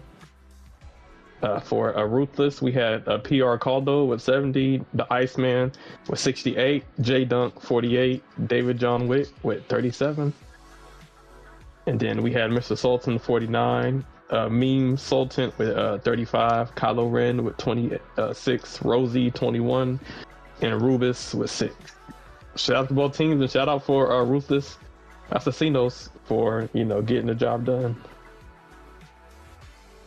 Almost a 90-point lead on that one. All right, the next up we had Cartostrophe versus the RB team. And we had the RB team won 183 to 177, so very close match. But Team RB, they were able to get their squad together this time, so shout out to them. But so for Catastrophe, we had the Stem Arc with 59, we had Rafnu with 53, Tofi 38, Enzo 27. And then for what's it called, the RB team, we had Seabass. So I told y'all about Seabass. Seabass is a sleeper. He's a really good player. He was able to play this week. You know, MVP of the match, 71 points. Seabass, and then we had Julian with 68. We had Disgust with 31. We had Nitrous with 8, and then we had Remy TLC with 5. So shout out for the team RV, man. No RV driving either. All skill, all skill. All right, the next up we had the Burnout Bandits versus BRZ Once Upon a Time. And we had BRZ Once Upon a Time winning by 58 points, 208 to 50 to 150. So for the Burnout Bandits, we had a Symbiote with 60, Lionheart 44, Goozy 28, and Gus Pool with 18. And then for Once Upon a Time BRZ, we had FX the GOAT with 66, BRZ Leon with 50, Ketchum with 46, and Adviar with 46. So shout out for BRZ Once Upon a Time for getting the job done. Then next up we had the Lowland Thunders versus the Lateborn. And the Lowland Thunder won 191 to 169. So it was a competitive match, but Lowland Thunder, you know, they put in the work. They put in the work. So Ferrari had 62. We had Goblin King 56. We had Cedric 48. And we had Nalissi with 25. And then for the Lateborn, we had a real special one with 57. We had Seymour 52. We have Maisie with 42. And then we had Sons with 18. Shout out to both teams, and shout out for the Lowland Thunder for getting some redemption after losing last week. They came back and, you know, got the job done. Hey Sal, real quick, are you talking about my videos? I never stopped making videos, Sal. I still make videos and I still stream. So like, I don't plan on stopping streaming Speedstorm. It's just supporting funding that I'm going to stop unless they start changing things. Yeah, it's like my thing is like with the whole Golden Pass, I could buy it to get like Maui or Moana to like level 50, but I think I got them at a place I'm comfortable with where I feel like I don't have to spend money on it. I wonder if he's talking about me because I haven't made Speedstorm videos in a minute. Yeah, Sammy doesn't play anymore. Well, Sammy gets videos. He still got interviews that he's still yet to release.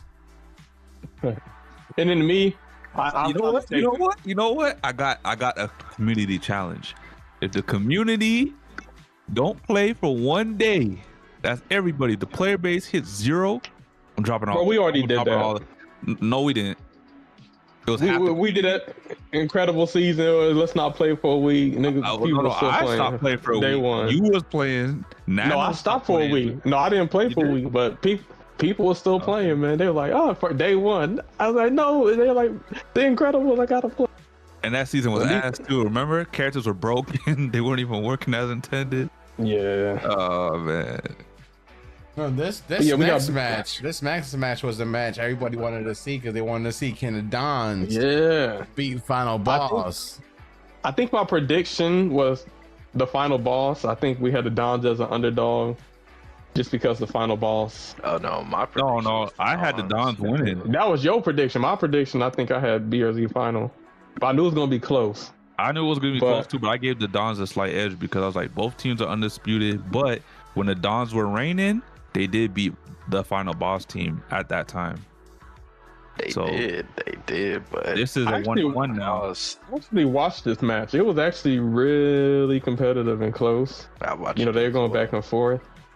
But VRZ, I think at the end of everything said and done, ended up just pulling away 188 to 172. Damn it! He got less than 40 points. Like it was kind of even, you know. I guess for BRZ, for their MVP, they had Rugal with 55, and then we had the Dons of Speedstorm. We had Toxic with 55. For BRZ, Falcon had 26 26. Not 40. Yeah. No, but that's what I'm saying. I think that's why they lost. I'm doing the comparison, man. You know, we got, you know, with 51 points, we had Tyap for the Dons with 51 points. We had Wolf with 42 points for BRZ. We had Dino with 40 points for the Dons. Now, this is where the difference lied. We had Hayes with 40 points, and then we had Falcon with 26. So I'm not calling nobody out, but if we're just going off in pure numbers, the difference, it seems to be Falcon struggling. What's the difference? Yeah, the Brawler, it looked like Hayes did a little bit better than Falcon, and that was the difference maker. Because on every other aspect, it was even. Every other aspect, it was even. 55-55, 51-51, even 40-40. You can let that slide. Yeah, 42-40. You're probably thinking maybe Falcon makes it up with a 40-38. But yeah, so I don't know what happened to Falcon, but you know what I'm saying? You know, we all have our bad day. Hey, I mean, listen. But it's tough competition too, so sometimes we're on the delay system too. Yeah, it was my computer. Hey, listen, man. Shit, I was watching after the match, Mr. Wolf, man. He said some stuff, man. I want to ask if y'all agree, man. He said Rugal, the best defender. He said Hazekino, the best brawler. And he said he is the best speedster in Speedstorm. Yeah, that's I would like to say Caleb was like, hell nah. best defender. I would go toe to toe with Rugal in points. I'm not going front. If I was on defender, I would go toe to toe with Rugal. I have gone toe to toe with Wolf and beaten Wolf in points in speedster class when I was in the stream snipers. So we could go blow for blow, but if you want to go even teams, put me on the Dons with Dino, Tyab, and Toxic, and I guarantee you the Dons will win. That's all I gotta say. Angel going to the Dons next season confirmed? All I know is when I was playing, I always held it down on the speedsters, you know what I'm saying? And literally, like, almost every time out, you know, performed every other speedster. So it's just, I ain't been really in the competitive scene. But hey, you know, tomorrow, man, you know, once the rank mode comes, how you feel about not being in the once the rank mode comes back, bro, y'all really gonna see, you know what I'm saying? Like, I don't know about being all the that. best in the class. Why don't you be the avatar? Be the best in all four. Look, I can do all four classes, but you know, I got my class, my favorite class, and but I'm in holding down. Wolf has said that he believes his Brazil homies on his team, he believes all of them were top 10 players, man, and the way they be winning, you can't really argue against it. Team sport, but we're gonna see what these solos talking about, you know what I mean? Toxic made a good point. He said tricksters weren't mentioned though. Dang. Oh, who's the best trickster? Top, you say you the best trickster? We all know who the best trickster is. It's So from what I forgot what he said, but I know he said that Valix did good on the trickster role and he performed great. I think Wolf was saying that because he knows what, like, the people that's been on the Brazilian team, like, he knows how they race, so he believes that the OGs on his team are that good. That's why he said that about those classes. And we all know I don't even know if I play the game anymore. Hold on, so is what Roger Snyder is saying correct? Like, everybody's not quitting the game right now? He said everybody's quitting this. Well, with that the talk of the main speeds from Discord, Reddit, and everywhere that people talk about Speedstorm, let's talk about they're either uninstalling the game, they're not playing, and because of all these changes that are happening and not being able to get Lightning McQueen in the past. Like everything that we've been talking for like the last hour, like people are saying they're not playing the game. People have shown themselves uninstalling the game. Like, it's crazy. Well, listen, we will see what happens when the actual season comes out. I'm trying to see if I can see this in real time. I'm pulling. We're all speculating, but we're not. We're kind of going off what they like. There's a reason why they put out tweets and patch notes, because they're trying to inform us. So we're literally going off of what they're giving us, which is all of their statements. So people are reading the statements, reading the tweets, reading the patch notes, and be like, all right, I ain't messing with it. Which is, they're right. Right, So, like this is not a rumor. This is all confirmed information. So now, obviously the practice, it either, there's the law and there's the enforcement of it, and how they're going to enforce it is, I guess, we'll see, once the season comes out. So damn, Wolf said he hasn't lost a class rival in a match since the first World Cup. yeah, but I when against each other, I gotta see. I gotta see. Maybe I don't think race that he's been in, he's probably either tied or beat everybody in his class. I don't think I've ever won. How about I haven't got a chance to go against Wolf. Wolf wasn't always on Speedster. A lot of times he would be hybrid. No, he was. Well, I know the first. I know in the beginning. In the first, Hey, World don't Cup, remind me, man. Don't remind me. Don't remind me. he was on Brawler. Oh, actually, no, could be no, He no. was on Brawler. I remember one time we went against Final Boss, and like the earlier, I don't know how early it was. I think it was past World Cup. Defender. And He was on Defender. and I have tied with Wolf. It wasn't that I beat him, but I think I tied him. We both have like the same amount of points. Yeah, I remember that. So yeah. Wolf, I may not have beaten you, but you did not beat me either. We were tied. So we got to get that run back. Yeah. But I never get to freaking face you guys because you're always at the top. So like, shit. And Wolf, and when you tie with Angel, I beat your speedster. So Damn. So does that mean Angel's gonna be facing the Dons?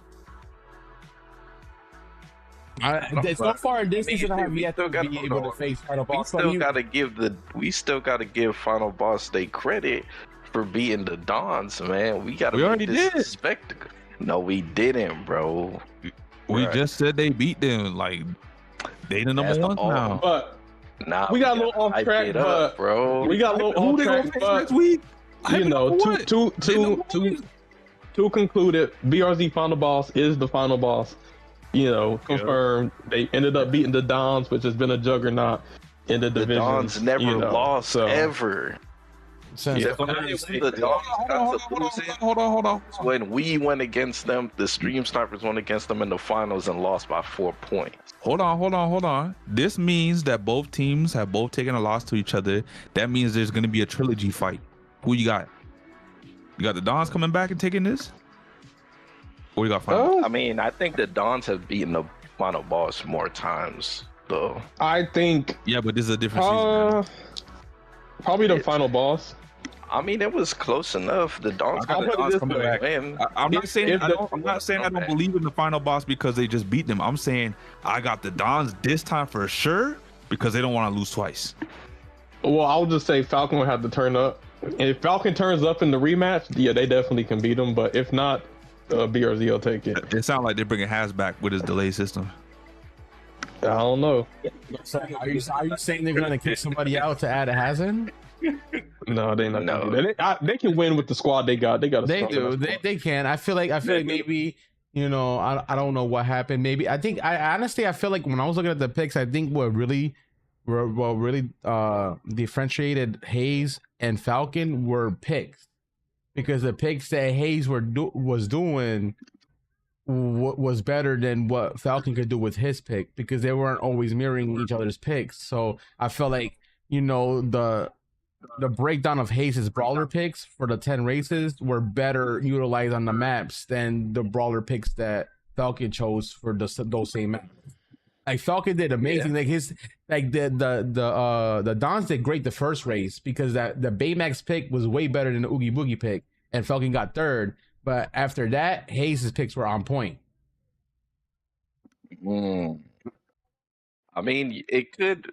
That I think what you're saying is true, Angel. But I also have to, give it to Hayes. Like he was playing out of his mind for Brawl. Oh yeah, I mean, BRZ Final Boss plays. I think the most different out of every team in this game. I've seen Final Boss stun each other. I've seen them be aggressive. I've seen Rugal side bash Wolf like a motherfucker, bro, and they still end up getting top spots. Everybody, talks about friendly fire or comms and shit like that. Yeah, I don't ever hear Final Boss having comms. They just go and they just race. They just race.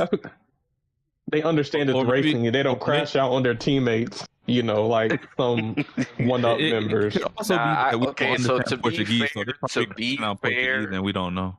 To be fair, I watched this through Wolf's perspective. Oh yeah, he got hit they actually were like hitting each other. Like this is something that happens for every team.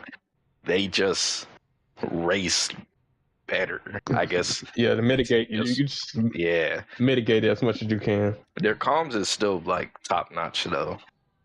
I agree, Roger Snyder. I agree. That's why everybody's angry, and we don't even know what this event is for Lightning McQueen tomorrow. I guess we'll find out in a couple hours. You know what this event is, but yeah, the talk of the town is everybody's mad at Gameloft. Well, let's see if Gameloft make changes. If not, then you guys know they don't give a fuck about us. And that's all I gotta say. Stream Angel. But last but not least, for the divisions week 3, we had the Union Jack Arrows versus BRZ New Wave, and we had, I'm assuming, BRZ New Wave with the win, 232 to 128, so 100-point lead. We had Galvanator with 43, a 3-headed monkey with 41, Turrets with 24, and Phoenix Evolved with 20. And then we had for BRZ New Wave, One Wing Angel with 77, almost perfect, almost 80 points. Wild. Were you going for No, I wasn't going for perfect. I was just racing. Mind you, somebody in my stream during this race told me that somebody in RRC's chat said One Wing Angel lost his touch and he's not as good as he used to be. Damn. I don't know. It don't look like that way. It looked like he's consistently. No, I don't even know the person's name. They went in my chat and they forgot the person's name, but they were like, I remember in RRC's chat somebody was talking about you, and they said One Wing is not as good as he used to be, unfortunately. And then the person that told me that on my stream was like, I hope they're watching this match because I don't see what the hell they're talking about. This can't be somebody that's in the competitive scene. This has to be somebody that's out of the competitive scene. It's like they probably don't see me in rank no more, and they don't see me as number one. They're like, oh, he must not be as good anymore. No, I just don't play ranked as much as I used to. And it's not even ranked no more. It's just MPL leagues. Yeah, leagues. So you definitely still skilled. I mean, the speed event. Know what they were basing that off of though. People be hating. Hella random. But we had Rayoni with 63, DK 62, and then 604 Lucas with 30. You think that was Smarty? No. Yo, that's crazy. I don't think Smarty would be in RRC chat though. But yeah, I'm looking at the final standings per track. One Wing Angel first, second. That's where you lost the point. Second, first. Second. So pretty good, man. I mean, at that point, somebody who lost their touch. Yeah, I mean, I lost my touch, guys. I'm washed. It's official, guys. Angel is now washed. He's no longer in the top 100. Well, I'm no longer going for number 1 in ranked. I'm just washed and I retired. Maybe because he's not even in the top 200. He's upset with. Well, if you're maybe because of the speed run challenge, because you weren't number 1, they're like, oh well, he was number 1 in ranked. Now he ain't number 1. I did that speed run maybe 2 or 3 times with no practice. I literally just went there and tried to race my best. I didn't I watched people's runs, but I didn't practice these tracks enough to be able to be viable. So I just went off that with the dome of my line knowledge and what I did with the bunny hops, and that was it. I mean, there was guys like Wolf, Ferrari, Nougat. These guys were streaming 8, 9, 10 hours, literally trying to master these tracks. I was just sitting here just fucking, doing adult things, so I didn't have time to do that. Plus, it was a holiday. Yeah, that was true. It was the holiday. But like I said, everybody basically, we've all done our, everybody's had different solo tournaments, and we've had, there's been tournaments all over the place.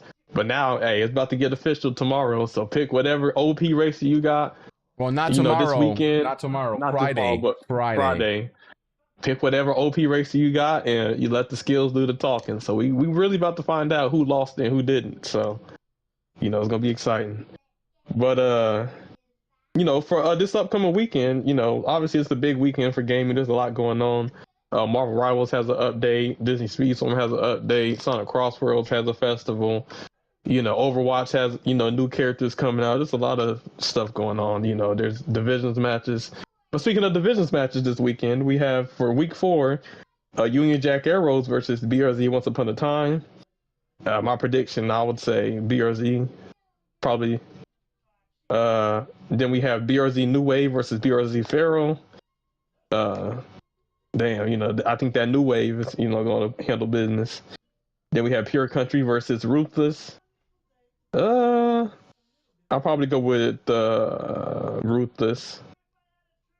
Then we have the Burnout Bandits versus the RB team. Burnout. I got Burnout. Got Burnout? I think so. It depends, because if Gohan oversleeps again, then RB team is taking it. I'd say if Seabass plays, I think RB team. If Seabass plays and they have a full squad, I think they'll take it. But we'll see. Then we have Ferrari KA versus Cartostrophe. I'm probably gonna go with Cartostrophe. Then we have the Dons of Speedstorm versus the Lateborn. Lateborn will put up a good fight, but I'm going with the Dons. They're coming off of a loss, so I know they're gonna be hungry. They'll put in work. So I'm gonna take the Dons for that one. And then last but not least, we got BRZ Final Boss versus the Lowland Thunder. A rematch. There's been a lot of rematches and divisions. I don't know if people are peeping that. I will love to face Lateborn. I would love to face Final Boss. I would love to face Lowlands. New Wave has yet to face these 3 teams. You keep winning, you'll face them. So it'll just be a matter of time. Yep. But pretty much. Since this is a rematch, you'll face all the strong teams. Yep. Since you're a new team, you had to start off lower, but you guys are moving up steadily within the power level, I guess. Moving on up. But yeah, I'm gonna go with BRZ Final Boss again after coming off of beating the Dons of Speedstorm. I think they're gonna be a hard team to beat. No matter who you got on your squad, they're gonna be a hard team to beat. So, but yeah, those are your week 4 matches. So make sure you stay tuned. I know it's gonna be a lot going on, but there'll be some entertainment in the Speedstorm divisions. So do your rank, watch your divisions, and it's gonna be a good next couple of days. But yeah, that is the conclusion of divisions wrap up. I think that's pretty much the conclusion of all the Speedstorm talk that we got.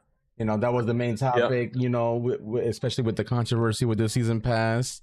We talked almost 2 hours on the Speedstorm subject. We don't got that many subjects after that, anyways. But the main thing, we talked about our opinions on the changes, and we don't like the changes. I think everybody's in agreement on that, including the chat. So now after Speedstorm, what we got? I think CrossWorlds. What's new in the CrossWorlds realm? New in the CrossWorlds, AiAi has just been released. I've been playing with him a little bit. Definitely the best handling character in the game so far. So yeah, I'm excited for the festival. With all of the stuff going on this weekend, I don't know if I'm gonna shoot for top 10. I don't want to just give my whole life away for a virtual banner. I'll probably go for top 1,000. Looks good. Oh hell no! You're going for top 10. No. You know why Caleb is not going for top 10? One. You know why Caleb is not going for top 10? Because he's gonna go for Unstoppable and freaking Disney Speedstorm, because Rick is gonna be out. Angel already knows game, so it's like, go for a banner, or actually, go for the top spot. You know what I'm saying? So I can't do both. So I'll do just enough to get the AiAi top 1,000 banner, which looks good. But when it comes to, I gotta, people thinking that the Speedstorm has retired. Nah, he's making a comeback, and y'all about to find out. I know the people in the rank matches today, they've been seeing me online, giving them that work. So, guess I will be back. Toxic gotta watch out. Caleb, but they'll come up through with that Jazzy real quick. Said that. Yeah, it's time to knock off the dust. Speaking of Jazzy, I even made a song, but maybe we'll play that CrashOut after dark. You've been bunny hopping with the characters. Bunny hopping? I mean, you gotta do what you gotta do to win. but yeah, that's pretty much all the CrossWorlds. They did conclude the what do they call it? the round 2 of the, what do they call it? The competitive round 2. The Legends circuit, or the Legends thing, whatever they call it. Yeah, the Legend rank or whatever the Legend competition that did conclude. They had different gadgets, and so there were some different names that were in the top 10. But there's a lot of people who didn't really grind it like they did the first one. Me being one of them. I did get top 100. I got like 170. I could have went higher. I could have went for top 100, top 10, but I was a little burnt out. I didn't really do it like I did for round 1. But there's that leaderboard if y'all want to check it out. But I guess for they did have a, what's it called? They did come out with their a roadmap for Sonic CrossWorlds, at least for February. And so there's AiAi Festival this week, and then in 2 weeks it will be Tango and Whisper, and that's pretty much it, at least for CrossWorlds for this month. So AiAi Festival and then Tango and Whisper Festival. No new maps, but new characters, and there'll be 2 festivals. That pretty much is your Sonic CrossWorlds, Racing CrossWorlds news for February. And then next up we got Marvel Rivals. This is season 6. They obviously, Marvel Rivals, they split up their season into 2 parts. They don't charge you though. That's the difference. 2 times. But for each part there is a new character. For the first part of season 6, it was Deadpool, and for part 6.5 of the season is a new character called Emma Bloodstone. And so she is a very interesting character. So I guess we can watch her trailers, about a minute long, and we can see what she's talking about. She will be coming out on Friday as well. So yeah, Friday's gonna be a big day for gaming. There's a lot going on. But, let's see what Elsa. Yeah. She's like a shotgun. Snobby. Oh, with a pistol too. I see. Mm-hmm. Okay. Is she DPS? I'm assuming. DPS. I guess we could play the trailer. So. Oh, I'm already playing it right now. Okay. I know you guys are a little delayed because you're watching the stream, but yeah, it's been going on already. Yeah, she looks nice. She can bounce her shot off of walls and stuff. Is that a little dance to the work? Yeah, this is the best map in the game. This map is amazing. It's like you start off in the collector's mansion, and then you progress outside, and there's you're on Saturn's rings or something like that. It's dope. I feel like this character would be like a character I would like because she seems like an aggressive character. Well, yeah, got the gun. Zaza stack. Her freaking she better than freaking Zaza or Black Widow. Look at this ultimate. The ultimate is freaking hell of amazing. Yeah, they did an amazing job with this character. She looks amazing. She looks fun to play. Her abilities look nice. The character itself looks nice. They did a good job. We love the baddies. She was what Emma Frost was supposed to be. Emma Frost, she got a nice body, but her face is kind of manly. But yeah, I digress. You tripping. Look at Caleb. Don't do that. I remember when she was coming out, Caleb's like, yes, I'm playing tank. I've been playing tank. We know Caleb love him. Bro, her face, come on. She's a little bit of a butter face, a little bit. Not to me. I think Squirrel Girl mogs her. Squirrel Girl definitely mogs her. I'm a Squirrel Girl lover. That is true. Yeah, I but remember the first time I played Nano, he was on Squirrel Girl. I was like, what the hell? Yes, sir. Yeah, what's it called? I do want to, there is a game called Highguard, basically like a spiritual successor to Apex Legends. I guess the developers of Apex came out with a new game, but instead of it being a battle royale, it's like a team-based game where it's 3v3. You have different heroes with different abilities, and I guess one of the main things about that, you have mounts that you can ride on. And what's it called? One of the characters can actually turn into a wolf, so it's actually really dope. But yeah, let me send that to you. Let me see. Share. How's the game doing right now? I know that game was not that good. All right. Yeah, Well, the thing about Highguard is people, I think, want to see games fail nowadays. Against it. Yes, because I don't know if maybe there's characters of different ethnicities, so they want to call it woke. They try to say, oh, this is the new what was that game that got canceled? Concord. They trying to say every game's a new Concord, and they want it to fail. But it's a free to play game. I tried it out. It's actually a fun game. I remember when they So- wanted South of Midnight to fail, and look at that, they got awards of the game. The reason why they want this game to fail is going back to the Game Awards. So, Yes, because Jeff Keighley, that was the last game shown. Awards. Yep. So because he hyped up the game and they showed it and it wasn't what people wanted it to be, basically people are, they have a hate agenda versus it. They wanted to fail, they wanted to not do good, and that's pretty much what people have been doing. But the people who, at least from my experience, the people who genuinely want to give the game a chance, they all enjoy the game. Like they actually have fun with the game, and I've heard great things about the game. Now, it's not the best game in the world, but obviously the game is getting a lot of unwanted hate. I don't have to go. Yeah. I don't have to go to the best restaurant in the world for me to enjoy food. You could go to a fast food restaurant. It's not the best food in the world, but you still like it and you still have enjoy the food you're eating. Yeah, so it doesn't have to be the best game in the world, But yeah, people are definitely crapping on it. But Angel, I guess you could play that trailer I just sent you, and then for the new character that's coming out in the Highguard.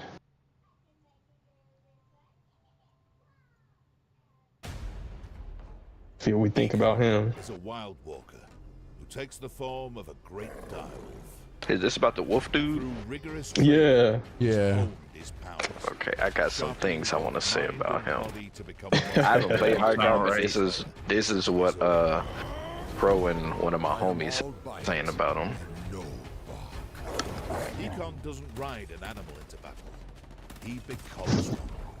I will lead the pack, transforming into a powerful direwolf that tracks, hunts, and runs down mounted enemies. With a predator's instinct, he senses the heartbeat of wounded foes, turning their weakness into his strength. On the hunt, he unleashes Oh, this man look glitchy as fuck, bro. I don't play this game, but like being able to detect people through walls is crazy. Yeah. He got a cheat code in his kit, man. The fact that he can just, people can ride their mouth, but his ult can just turn into a freaking wolf and just run up on you. And look at how fast that wolf is. Ew, it's crazy. Yes, bro. That's why the game's not doing good. Yeah, the balance on this guy's gonna be meta 100%. Yep, everyone's gonna be running out as him. I am last, my Yeah, bro. and the last thing our enemy will ever see.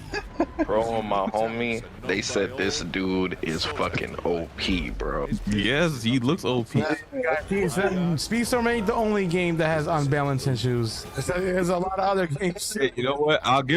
I'll let it slide because he's black. Oh, yes. That's crazy. That's Blade's cousin. Are those wall hacks Maisie? I mean, and you give a character the ability to see through walls when you're hurt, and the main part is when you're hurt. So when you see somebody through a wall, you already know they're already damaged. So you can just go there and run through that motherfucker and just blast them and kill him because you already know he's hurt. The worst part is if you lose track of an enemy and you could just freaking wall hack and get him back. So apparently he has this thing where like he summons like a big ass radius thing and a wolf goes and like finds you. And That's like crazy. I don't know if there's any way to dodge it or not. Sounds like But the Hellmaster apparently from he's DPD. extremely hard to deal with. But yeah, that is that's High crazy. Guard. Honestly, I have the game downloaded. I play it every now and then. Obviously, I have my main games, Speedstorm, Sonic CrossWorlds, Marvel Rivals. But I've mixed it in there. Get my hands on. So, like I said, I actually was one of those people who played Concord, and I thought it was, it wasn't the best game in the world, it wasn't the best hero shooter in the world. I played all the heroes. I haven't played all the hero shooters, but I played my Paladins, my a little bit of Overwatch and my Marvel Rivals, and Concord had the things that it did well, but it didn't last. But I want to see this game thrive. I don't want to see it die. So Me too. but I'm actually rooting for the game because people are shitting on it for no reason. yeah, I think I will say one thing with Concord where they messed up is trying to charge $40 for a hero shooter. End of the day, Paladins is free to play, Overwatch free to play, Marvel Rivals free to play, Highguard free to play. Them trying to charge $40 for a game and characters people don't have any connection to, that's probably where they messed up. So I agree. Shout out to Highguard, man. So, If y'all see Highguard slowly start to get better and better, yeah, people gonna have a different tune to watch. The same people are trying to crap like, oh, this is amazing. Yep. Have a thumbnail, they mouth all open. And I don't know if you noticed this, Caleb, but the devs have been pumping out updates hella fast, bro. They got no choice, bro. To the feed. They don't want this game to die. Yeah, because the game came out on an unfair advantage. Yeah, they're sitting at somewhere between 2 to 3K player count on Steam. Yep, and I think there's actually a lot more people playing it on consoles. Possibly. Yep. I have a couple of friends on my friends list that were playing it the other day. I was perplexed. I was like, I wonder if they're enjoying it. This is something for the ball and game, the ball and gun gamers to play. Yeah, it got guns in it, so they can play this game. That's a fact. all right, Casual gamers. now we can go to some spicy talks. But yeah, over the weekend, we did have the Super Bowl. So honestly, this is so weird. The narrative that's been around the Super Bowl and the halftime show, for whatever reason, people are trying to find controversy with it, and it all stems with Bad Bunny. So Bad, bro, what do you that's mean? his name, right? They did the same thing last season with Kendrick. Oh, Kendrick's gonna be there. I don't understand rap. I don't listen to rap. Here's the thing. I don't think they had the initial reaction with Kendrick because they heard that Kendrick was going to be there, but they didn't have the negative reactions until he actually performed. But with Bad Bunny, he was getting negative reactions even before the performance. No. Kendrick did get some backlash because everybody was like, "Oh no, Super Bowl's in New Orleans. Why don't they have Lil Wayne do it instead of Kendrick?" That too. Oh my gosh. Yeah, I mean, there were those narratives. Yeah, that is. That too. Lil Wayne, but it's almost like they took that and they turned it up a notch. More up to date. But not even that. You got to realize why the Super Bowl went with Kendrick. The man just went on a 1v1 with Drake, the two biggest artists in their categories, 1v1. And he was pushing records and doing numbers that year. So they said, we going with the number one. Yeah, Lil Wayne ain't been running for a while. He came up with the Carter. He came up with the Carter 7, 8, 9, 10. Niggas people ain't listening to Carter no more because Lil Wayne fell off a little bit. I mean, I mess with Lil Wayne, but shit, I'm a pick. Damn, Caleb, you playing a game right now?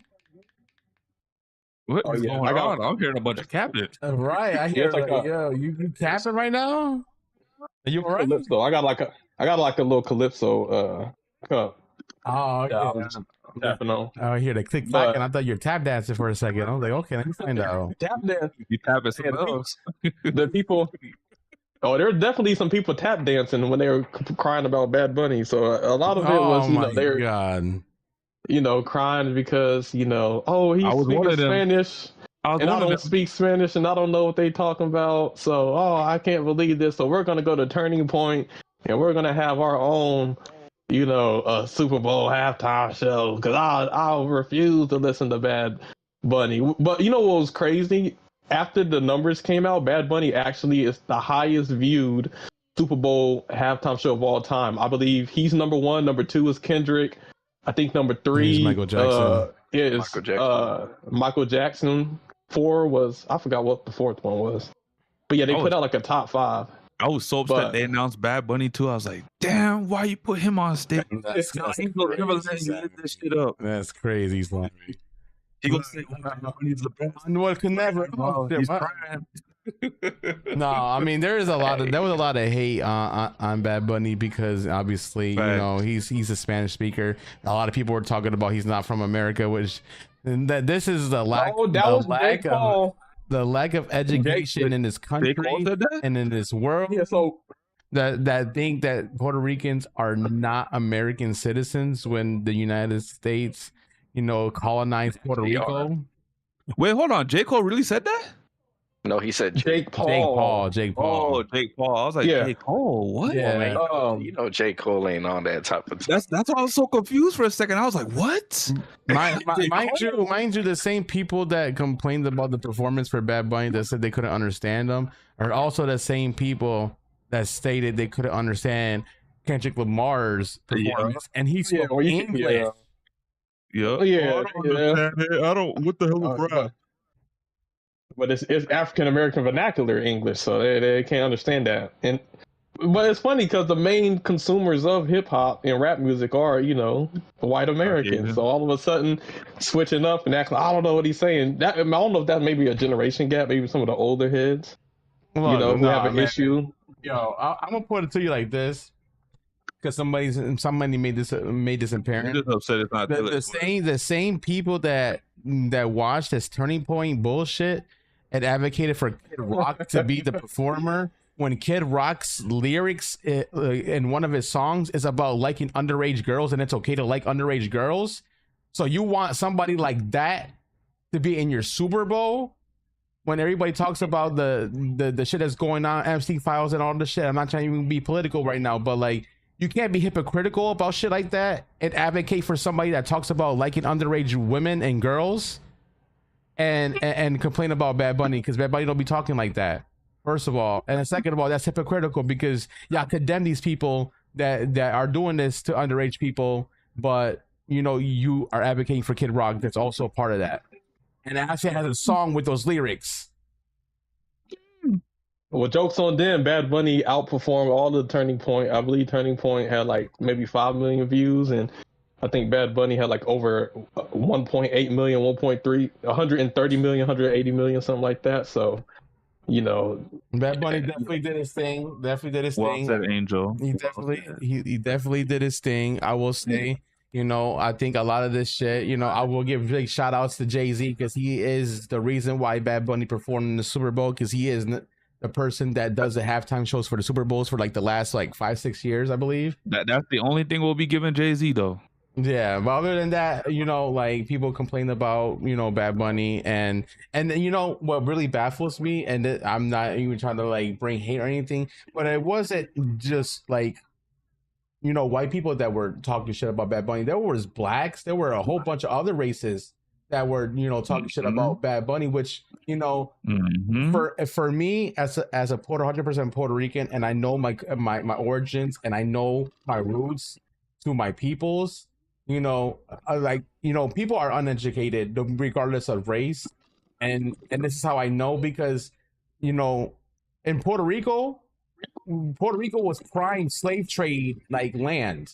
The African Americans was in Puerto Rico, which is what Bad Bunny showed in the beginning of his performance in the sugarcane fields. He showed the slave trade going on in the beginning of his Super Bowl performance. So this is why, we are very close to the African side, because the Africans was in the island with the Taino Indians, which was the native Puerto Ricans, and then the Spaniards that took over that land, which is why Puerto Ricans have multiple shades, because we are Spaniard, African American, and Taino Indian in our DNA, in our blood. That's our ancestors. For the black community to segregate us and separate us like that is crazy, because if you know our origins, we are a lot closer than you guys think. Exhibit A. I don't think the black community was doing that. Now there's definitely black community. He's speaking. That's not the whole community, but there's definitely some that would talk about it who are basically like the Candace Owens type of black people. But I don't think overall most black people had an issue. Yeah, the Uncle Ruckuses. There's definitely that type. The same how in the Hispanic community, some of the people who I will vote for Donald Trump, and then they got deported. So there's always gonna be people who, kind of go against their own people. But at the end of the day, I did hear a good amount of them too. So I do agree with Angel. I did hear that, and this is the whole point of everything is, is I feel like this is like a ploy to divide people. And instead of us fighting about race or this and that, Bad Bunny was trying to send a message. You know, he even shouted out all the Caribbean islands, not just the Spanish ones, but all the Caribbean islands. Because he shouted us out. Yeah, he shouted at everybody out from the Caribbeans. Like, yo, like My mom said, I asked her what she thought about the Bad Bunny performance. She said, man, I don't know who that is, but I loved his performance, and he shouted Jamaicans out. So Right? Hey, once I heard him say Jamaica, I was like, what? If you look at the show, I mean, they had Afro Latinos, they had, you know, all different shades. He did an amazing job of showing that too. He was like, look, guys, we don't look like identical. We have different shades to us, you know. Like, you go to Puerto Rico, it's the same way. You know, there's Puerto Ricans that are really light skinned that look like Europeans because of the Spaniard, like me, who are brown. And then there's Afro Puerto Ricans who have afros and they're really dark, like they look African, bro. Like, yeah, like Carmelo, and they're 100% Puerto Rican still. This ain't Dominican Republic where they say I know black. This is, you know, some real people out here. Yeah, I mean, and I'm not gonna say there is Puerto Ricans that are also ignorant to their heritage and not knowing the actual like history of the island, of their race, of our people, and those are the ones that are also, you know, I wouldn't declassify them, but like they don't look at it in the same way as the people from the island. You know what I'm saying? So like there is some division there, and I can argue that's probably, you know, due to parents not actually educating their kids of, you know, who they are, what they are and stuff like that. So, I mean, I'm not saying that, you know, the Spanish side don't have their bad apples, because they definitely do. It's all races. But Bad Bunny at the end of his concert says the one thing more powerful than hate is love, bro. Like, he basically wants everybody to be together and united, not separate, and my race is better than yours, or I'm above you because I'm this or that. Like, he was like, we're all one people, regardless of what color we are. Yeah, man. My thing is, I feel like if, you know, there's been Super Bowls with white singers, and, you know, there's been a Super Bowl performance with black singers. I feel like if everybody can, you know, celebrate Taylor Swift, if she has a Super Bowl performance, I don't see why we can't celebrate Bad Bunny or, you know, anybody else. Big uproar when, you know, is their artist. And you know what's even funny? This man Bad Bunny even brought out Lady Gaga. She had like the whole Puerto Rican like outfit going on. She had like the Puerto Rican flower pendant to her dress, and she was just sitting there singing a salsa, you know, song, Bruno Mars song. She was singing a Bruno Mars song. He's also Puerto Rican, if he didn't know that. She was singing a Bruno Mars song in a salsa beat, and you know, a lot of Latinos that, you know, watch that Super Bowl has now deemed Lady Gaga as officially Titi Gaga. I'm done. Yeah, she's been accepted in the Latin community because that was a fire performance she did, and that was probably bad. From what I heard, why she was actually at the Super Bowls, because this couple is getting married and they're like really big fans of Bad Bunny. Well, the husband is, and the wife is a big fan of Lady Gaga.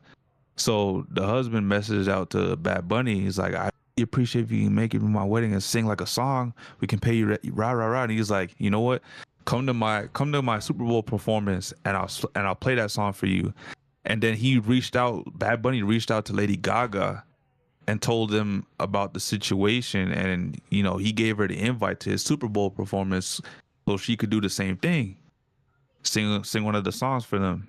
Yeah, and yo, fun fact, speaking of that wedding that happened, that wedding that y'all saw in the Super Bowl performance, if y'all watched Bad Bunny's Super Bowl performance, was an actual wedding. Those people actually got married live on the Super Bowl. Yep, that's the wedding I'm talking about. That's actually fire. That's the couple I'm talking about. So, Angel, I did post a couple pictures. I think it needs to, well, at least for regards to Bad Bunny, I think it needs to be taught the Jake Paul tweets, because I think those went the most viral. And it's so ironic. His own brother said like he don't condone what his brother said. No, he when somebody asked Logan Paul, you know, if he gonna watch the halftime show, he said, no, I ain't watching that crap. So he switched up. They both switched up once they got, because they thought people were gonna rally behind their statements. But then once they got backlash. You said what? Oh, you did? Yeah, at the college championship games, that boy walked right past me. Yeah, what'd you do? He didn't know who he was. Yo, I love the fact that this motherfucker really the last tweet Stephen A. Smith. says, guys, I love Bad Bunny. I don't know what happened on my Twitter last night. This motherfucker, bro. Trying to say shit got hacked. And, yo, get out of here, bro. That's crazy. Yeah. Got a backpedal. Yeah, he did. Backpedal. Because here's the thing about it. One, he lives in Puerto Rico, so he's saying that Puerto Ricans are fake American citizens like Bad Money, but he lives in Puerto Rico. Oh, yo, people called his ass out. People called Jake Paul out. They even called Logan Paul out. And the Puerto Ricans in the island said, dude, the only reason why you live in our island is for a fucking tax break. Yeah. Damn. And yeah, and even like Amanda Serrano, because he does the YouTube boxing stuff, so he champions, a lot of female boxers, and one of them is Amanda Serrano, and she's Puerto Rican, and even she had to make a statement, distancing herself from his comments and calling him out. So it's crazy that he would literally, one of his boxers that he promotes is Puerto Rican. He lives in Puerto Rico, but yet for some reason when Bad Bunny performs on the Super Bowl, it's all of a sudden bad, because how dare Puerto Rican perform in the Super Bowl because he's not a real American citizen. It's just weird, you know what I'm saying? It's just so weird. There's definitely weird energy. People using it is weird Bad Bunny to divide, and there's a lot of people who have bought into that. It's crazy that was more of a controversy or more of a focus than the actual game itself was a halftime show. Like I will say this, that the halftime show, for not even just Puerto Ricans in general, for like the Hispanic countries all around, not just Puerto Rico, like this was a big thing for us because I'll tell you a little brief of upbringing. Like me as a kid, being brown, being Puerto Rican, if I spoke a lick of Spanish, people will look at me weird. Back in the 90s when I was a kid, and being brown, we would always get looked differently because we spoke a different language. So, and that's just not me. I've seen a lot of, friends, that are Hispanic, Mexican, Puerto Rican, regardless of having that same, issues back in the day. People will, look at us different, we were scared to speak Spanish because we think, people are going to look at us weird or be racist towards us. They treat us differently, like just because we spoke a different language. Yeah, that's a big thing, man. Like, and that's why, for us, Bad Bunny performing was a big deal for us because, we have somebody, that's a Spanish singer, Spanish speaking person headlining a show that, normally we wouldn't even get a chance to do something like that. And sending out a powerful message that way at the same time, like that. I think his performance was really beautiful and it sent out a great message. Yeah, and it's what's it called? I looked up what the most common language outside of English is, and damn near like 48 states of the United States, the most common language is Spanish. Yeah. So it's like, I don't know why people are acting like, they brand new. Like they don't know people out here in America speaking Spanish or Spanish speakers are becoming the more predominant American class citizens. Spanish is a sexy ass language too, bro. I don't know why motherfuckers hating. Hey, don't say that. No. Why, Sammy? And don't act like you guys don't your girl speak that? Exactly. So he know firsthand. Here's my thing. I feel like, she might be cussing you out in Spanish, and it might be a turn on. Don't be putting too many people on. Let me just say that. But here's the thing. Hold on. The same people who talking about Bad Bunnies in Spanish and I don't like it are the same people who listen to anime openings in Japanese. They don't know a lick of what they saying, but they be singing along to it, vibing to the music, people? Bro. I don't know. Different people. Everybody watches anime. Come on. I will leave the Bad Bunny thing at this. I remember a quote that Billie Eilish said, because she was speaking about the Bad Bunny situation, and she was like, a lot of people have, I don't know the exact wording, but essentially what she was trying to imply is a lot of people have strong opinions about Bad Bunny on a land that was stolen. Yep, that's a fact. On stolen land. Like, how hypocritical can we be when we are on stolen land ourselves? Like, this is not our land. Yeah. This was the land of the Indians. Yep. Shout out to the natives. Yeah, shout out to Native Americans, you know, because, you know, there's all this hate about different languages, different people, different colors and whatnot, but the originators and the original settlers of this country before it was stolen were the Native Americans, who were dark complexion, you know, race. Let's be honest. And you can also look at the tombs or the little scrolls and the tablets. If you look at our ancestors, what do you all see in the tablets? Let's be honest. They're all dark complexion people. The Egypt tablets and stuff, all dark skinned people. Just it's all there. Yeah, it's definitely weird when people, you know, you go to a country, colonize, or you settle, you immigrate to an area, but then you try to ridicule the people who live in that space. If you don't want to, you know, deal with those people, then why move? Go back to your country. You know what I'm saying? Go back to where your lands are from. Don't go to South Africa. Don't go to South Africa and then complain about there's too many Africans. Don't go to the Americas and then complain, oh, there's too many, you know, indigenous people. There's too many people speaking Spanish. You know what I'm saying? Like, you came here, you're gonna have to, you know, these are the people that are in these lands. Also, if you're gonna visit Puerto Rico, be respectful of the island, because there's been cases where fucking people were killing the coqui frogs because they were doing their coqui noise at night that they always do. That's like a staple in Puerto Rico. Tourists was killing them frogs because they felt it was annoying them hearing that coqui noise. You don't ever go to a different land, different island, different area and just disrespect the island like that. Like, you know, the Puerto Ricans accept tourism with open arms for people to disrespect the island and try to kill off the coqui frogs, which is literally the mascot of Puerto Rico. Those coqui frogs are nowhere else in this world other than Puerto Rico, because that's the only place and climate that they could survive in. Do you think if there was like a native Hawaiian singer, that the controversy would have been the same as like a Puerto Rican? Because both are like islands that are territories of the United States. It would have been the same controversy, bro. Oh yeah, 100%. 100%. They don't want anybody. You know, they don't want anybody colored performing. Those people won't complain about Rihanna. Rihanna's not a U.S. citizen. She wasn't born in America. When's the last time when did she perform? I think there was a post about a whole bunch of singers that people would be okay with, and they're not even Americans. They weren't born in America. Yep. But people will love those. That came out that they did of who they'd be okay with singing at the Super Bowl. Well, no, they were basically implying, because, you know, if Rihanna did do the Super Bowl, didn't she? I'm not sure. Yes, he did. It was actually, I liked it. It was a good one. It was good. She did a good job. She was pregnant. Performance? Did anybody complain? It wasn't like the Bad Bunny. No, it wasn't like Bad Bunny. Exactly my point. And she wasn't American. I know.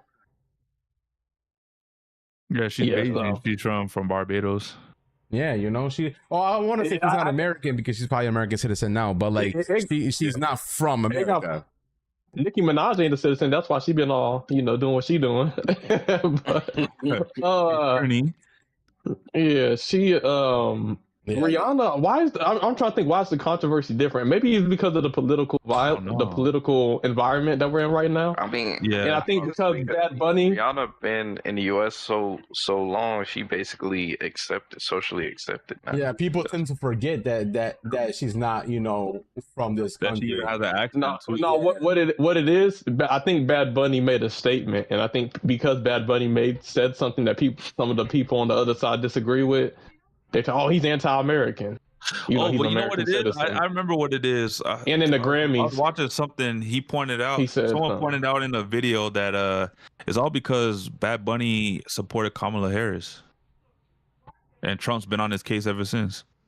Oh yeah, even Trump tweeted about the Bad Bunny concert. He says some nasty. The president of the United States.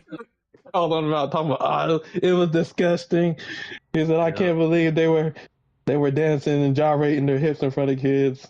I'm like, bro, why are you talking about kids when you're in the Epstein files? You are Diddy Jr. You're Diddy speaking. Yo, you know what's crazy? Diddy's friend. You know, this is another thing. there is more hate on Bad Bunny doing the Super Bowl than people are talking about the damn Epstein files. Now, this is what's wrong in America. America's being run by, PDF people, but y'all gonna complain about the Super Bowl performance being headlined by a Puerto Rican. Okay, I see where everybody's head's at. I'm sorry. A lot of haters.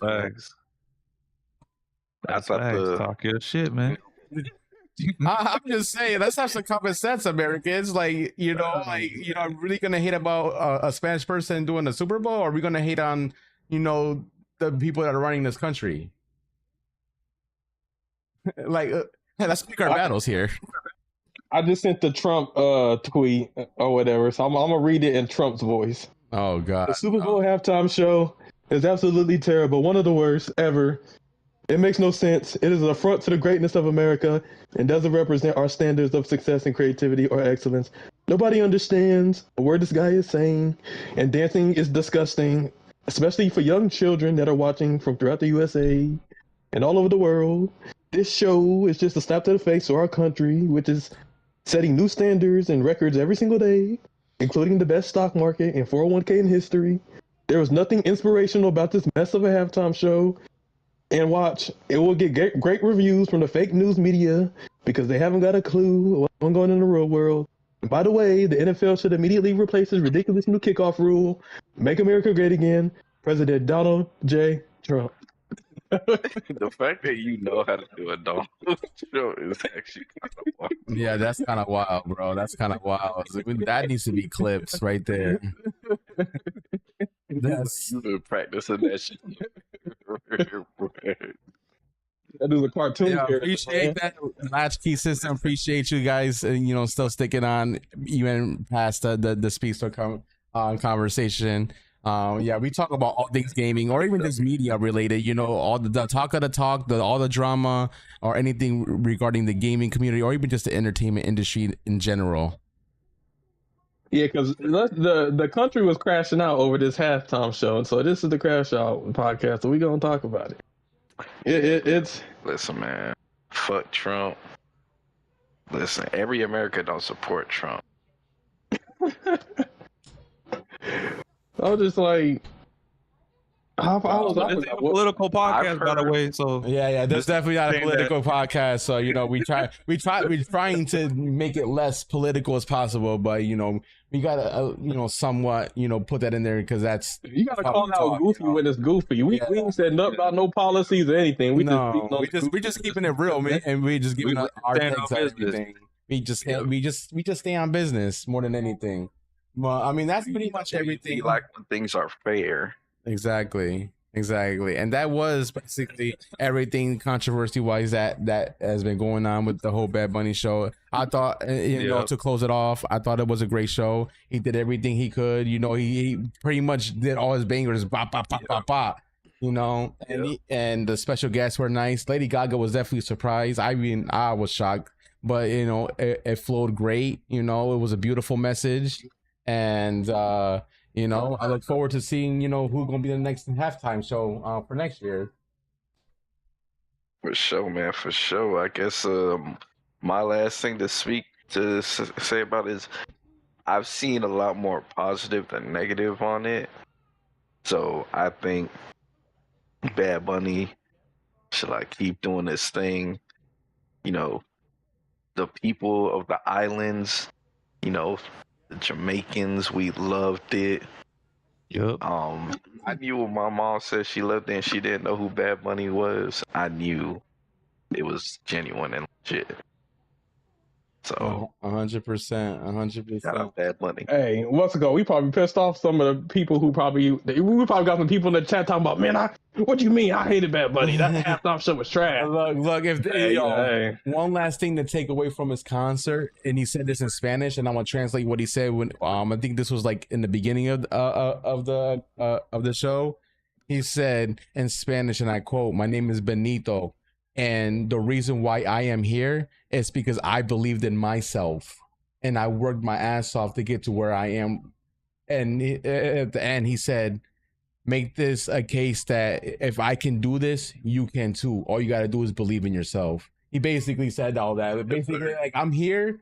And he was talking to everybody like I was a normal person. He was a freaking cashier at a grocery store, and he said, "Look, I didn't never stop believing in myself, and that's why I am where I am right now." So basically, telling everybody, don't believe in your keep believing in yourselves, because you can get to where he is too, or wherever you want to be in life as well, if you just continue believing in yourself. And look, and I was, yep, and I guess just to piggyback off of that, and even regardless of what happens, there's always going to be haters. There's always going to be people who, have something to say, but don't let that stop you. You know what I'm saying? He had an opportunity, and he went out there and, put on a show and did his thing. You know what I'm saying? So don't let no haters or detractors stop you from doing what, you feel like you have a calling to do. Hey, Roger Snyder, man, shout out MJ. The king of pop, baby. The ones, bro. Yeah, Michael Jackson's always. He's he had those. Michael Jackson had those views in his Super Bowl halftime before social media. So exactly. So, yeah, Michael Jackson will forever probably be the king of the performances of Super Bowl. Like back when there's no internet, no nothing, he was able to get over 100 million views. This man was a billionaire before people. Like celebrities really start becoming billionaires. Like, take that in. Yeah, man, Michael Jackson, he was out there making the hoes faint, man. Imagine having that much power. No one man should have all that power. That's what Kanye said. He was. I guess one quick thing: Lewis Hamilton is dating Kim Kardashian. Oh, God. No way, he's gonna crash the Ferrari. Sir Lewis. So we're gonna see if this is gonna help him this season, or or not. They got the curse, bro. Look what happened to James Harden? He had to dump his girl mid-season just to get back in form. All right, so how about we segue off the halftime, and let's talk about the freaking Xbox Hybrid League, because I'm excited about this, bro. We got 3 more topics. We got Xbox Hybrid Leagues, we got Dragon Ball, and then we got Mario Galaxy. So no, we also got the Xbox Showcase. Well, I kind of combined those two since. Okay, yeah. Okay, so what do you want to talk about first? Hybrid or let's talk about the hybrid, because that's new news. Oh yeah, fresh off the press. True. The Xbox Hybrid leaks, AMD leaked out, the potential release date of 2027 for the hybrid. Spoilers. Yeah, that's crazy. Microsoft was shocked when AMD did that too, by the way. They were completely flabbergasted as to why AMD kind of leaked that out. But yeah, I mean, the Xbox Hybrid, we talked about this recently as well in the podcast. The hybrid is supposed to be Windows and Xbox operating system kind of working as one. You can kind of flip past it. You can kind of see this preview in the LIX. It's essentially the beta as to what this new Xbox's operating system is going to look like. I guess the best way to envision this is almost like having a PC where you can dual boot Mac and Windows, and you can just swap between the two. Now, mind you, this is going to be in a very expensive console. I'm not going to lie to you. It sounds like this is Xbox first attempt, and this is probably the first attempt in console history to do a hybrid style console, other than the Switch, because the Switch is handheld and console, but PC console hybrid, this is the first time ever. Then this is a gamble that Microsoft has taken. This is literally closing the gap between PC gaming and console gaming, if you think about it, because now you have everything all in one. Yep.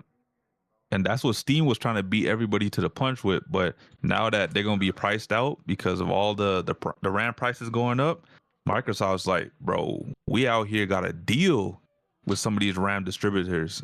We could put this console out at a loss and compete with you guys and run you out of business. That's a fact. They want to do that. To be coming out the next year because AMD CEO leaked it. And now Microsoft is trying to walk it back, saying, "Oh, it's not confirmed. It could drop next year, but it could also drop 2028. We're in no rush." But it's just you're just saying to save face at this point. You can't take back the words from AMD, who is your supplier for your CPU GPU combo chips. Yep, I'm currently working on this console with you, bro. So like you can deny it all you want. AMD knows your roadmap because they're the ones that are supplying you the chips you need for this new console. Yeah, can you imagine? Yeah, this console's done in 2027, but we're gonna wait a year and a half just cause. Yeah, that's crazy talk. Crazy talk. I'm excited for the new console though. I mean, I don't really need the consoles anymore because I got a PC, but I'm hoping that with this new operating system that can like flip flop, that they'll give us this option as PC gamers, because I love the interface of the Xbox interface that you can like flip flop, because you can put it in a mode where you can turn off all your resources off your PC so you can juice up your games, because now you can feed the games all the power of your PC, because all the other stuff that's taking some of your resources away, you can turn it off with this dual mode. But Angel, that's not even the biggest revelation of late. Like, from what I've been hearing is that this console is gonna have full backwards compatibility from the OG Xbox all the way up to now. So all the games that didn't have compatibility before, even though Xbox was doing the back compatibility program, every game you'll be able to play, period. Yeah, I hate how it's always like a select a group of games that are backwards compatible and not every game. So, but mind you, they have a vast library of games you could go back and play, but now this is they're saying it's every game. Like you can go back from every console and play all the games. So let me ask all you Sony console players. I think Nano and Caleb, that's you. Do you think Sony tries to come back and compete with this, or do they go their own way? Oh, at this point, they go their own way. I don't think they're going to do that. I think they're doing the PS6. I don't think they're going to do a hybrid, because like, how are you going to compete with Microsoft? They don't have the money to do that. I feel like unless they would, I feel like they're already working on the 6. I think that they were talking about releasing the PS6 like next year or something like that. But then I think they pushed it back because of, the economy and different stuff going on with chips and stuff. But yeah, I heard think they already pushed back to what, 2030 or something like that. So my question to that would be, what would be PlayStation's argument to get a PlayStation over an Xbox if Xbox is also a PC now that can also play some of the PlayStation exclusives through the Steam store? It's just getting the exclusives first, because with PlayStation, their strategy is they make it exclusive for PlayStation for like the first year. Then after like a year, then they put it to Steam and PC and stuff. I mean, so technically the exclusive is going to be better on this hybrid now, because if it's dropping on the PC mode, yeah, you can switch it to PC mode and PC mode the graphic settings so you can make the game run better and still look good. But also, so what if these games don't drop on the PS5 because they're too demanding? I mean, there's a PS5 Pro and like a PS6. Too demanding? Yeah. Like, what do you mean? It wouldn't be too demanding, because are you trying to say that that, like the Xbox games being ported over to PlayStation because Xbox would? Are you saying the new Xbox is gonna be more powerful than the PS6? Yeah, which was already leaked. I mean, we already seen the specs from both. It's just one's getting delayed. So I mean, I seen games will be able to run on PS6 though. But I also would say that most games for can run on PS5. The last 10 years, both Xboxes and PlayStation consoles at least have been very similar in power. Like, I mean, most cases Xbox have been a little bit more powerful, but that's just like a little bit to where maybe a game can't be 60 FPS, or they got to turn down something a little bit more, where maybe it's not native 4K or upscaled 4K to be able to still have that same type of performance. But like, they have been very similar when it comes to CPU and GPU combos for like the last like 2 console generations, I think. But now it's gonna be different. That's the thing. Like, everyone was saying, the Series S is holding the generation back. What's the narrative now? The hybrid is going to come out. It's going to be as powerful as a mid-range PC. No, people have been saying the PS4 has been holding people back. Not the Series. Not as much as... No, that's exactly when the new gen consoles came out, everyone said it was a Series S. The reason why the new gen games weren't coming out the way they needed to. It was only lately that there were the Series S out, but I think for after a while, I think it started becoming the PS4, because it's still a whole bunch of people on the PS4s. And you know how bad that is, that people don't feel the need to upgrade to a PS5 because the PS4 can play all those games. that PS5 can. It's just it runs a little bit better on Sony dropped the PS5. ball on that one. That is the game developers aren't really pushing the narrative or pushing. That's why you said, "Oh, can the PS5 run these games?" Yes, because there hasn't been a game that's came out that has really like tested out the specs of the PS5. Like no game has been like what do they call it? Been taxing on the PS5 to where it's so graphically impressive that the PS5 had a hard time playing it. No, they haven't pushed the PS5 has not been pushed to its limit yet. Is what I'm saying. I generally think with this new release of the No, Xbox, it definitely has. It definitely has. I will say that. That PS5 and well, think about it. There is games that struggle on a PC with specs that are more powerful than both PS5 That's about and optimization. Xboxes. I mean, that is optimization, but just think about it. These developers optimize the game on the consoles where everything is turned down and the game nearly does not look as the same as it could on PC, nor will it perform the same as on PC because of that as well. Because it's like a dumbed down version of the port because you know the specs on the Xbox and a PlayStation are not nearly as good as what you can get on a PC. Well, PC is always going to be stronger. Like even Spider-Man 2 is better on the PC, but that doesn't mean that the game wasn't like. Well, that's what because you were saying that that like the games will be able to play it on, but like for example, what I was trying to say is they would struggle. Say for example, if I have a game completely maxed out, if you try to play that same game on a PlayStation or on an Xbox, it would 100% struggle on max settings. So like the consoles definitely can struggle. It's just the ports are made well enough to where they don't struggle because they fit the settings for the specs of the console. So here's my question now, because I might know the answer already, but I want to know what you think, Angel. Like in terms of newer games that come out and the hybrid's already out, like what are the third parties doing? Are they making an Xbox version for this, or they're saying, well, you know what, because Xbox is a PC at this point, we can just drop a PC version, and on the Xbox you can like tweak with the settings until you get it the way you need it to run. No, because essentially that's just a PC at that point. But I mean, it is a PC, right? But at that point, I don't think they're gonna give you they're gonna lock it down for the console specs for the Xbox side, and then you will have your freedom on the PC side.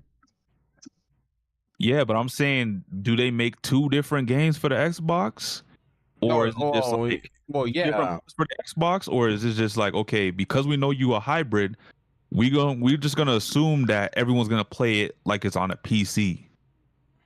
Now I don't even know, to be honest, because this is the first time this is happening, so we don't even know like exactly how things are. I mean, on the Ally X, are you able to do something like that? Because essentially the Ally X is essentially what the new Xbox interface is going to look like, or at least based off of. You think Microsoft's going to have to dictate, to publishers like, okay, we know we're a hybrid, but make a Xbox specific version of the game, and then if you want to play a specific PC game, then you know what you got to do. You got to load up the Windows and then do it that way. Yeah, I don't know. I'm gonna have to wait and see. But I mean, if there's a hybrid, if the price is appropriate, I'll probably get a hybrid console, or because if I either a Series X or a hybrid, because I think the Series X ended up getting a price hike because of the tariffs and whatever the heck's going on, So it might be something to maybe consider getting. Because I do want to get an Xbox. So right now I just only have a PlayStation. But I think I want to play is the best thing to do, because if you get the hybrid, Caleb, you're not going to be missing out on those PlayStation games. Yeah, depending on.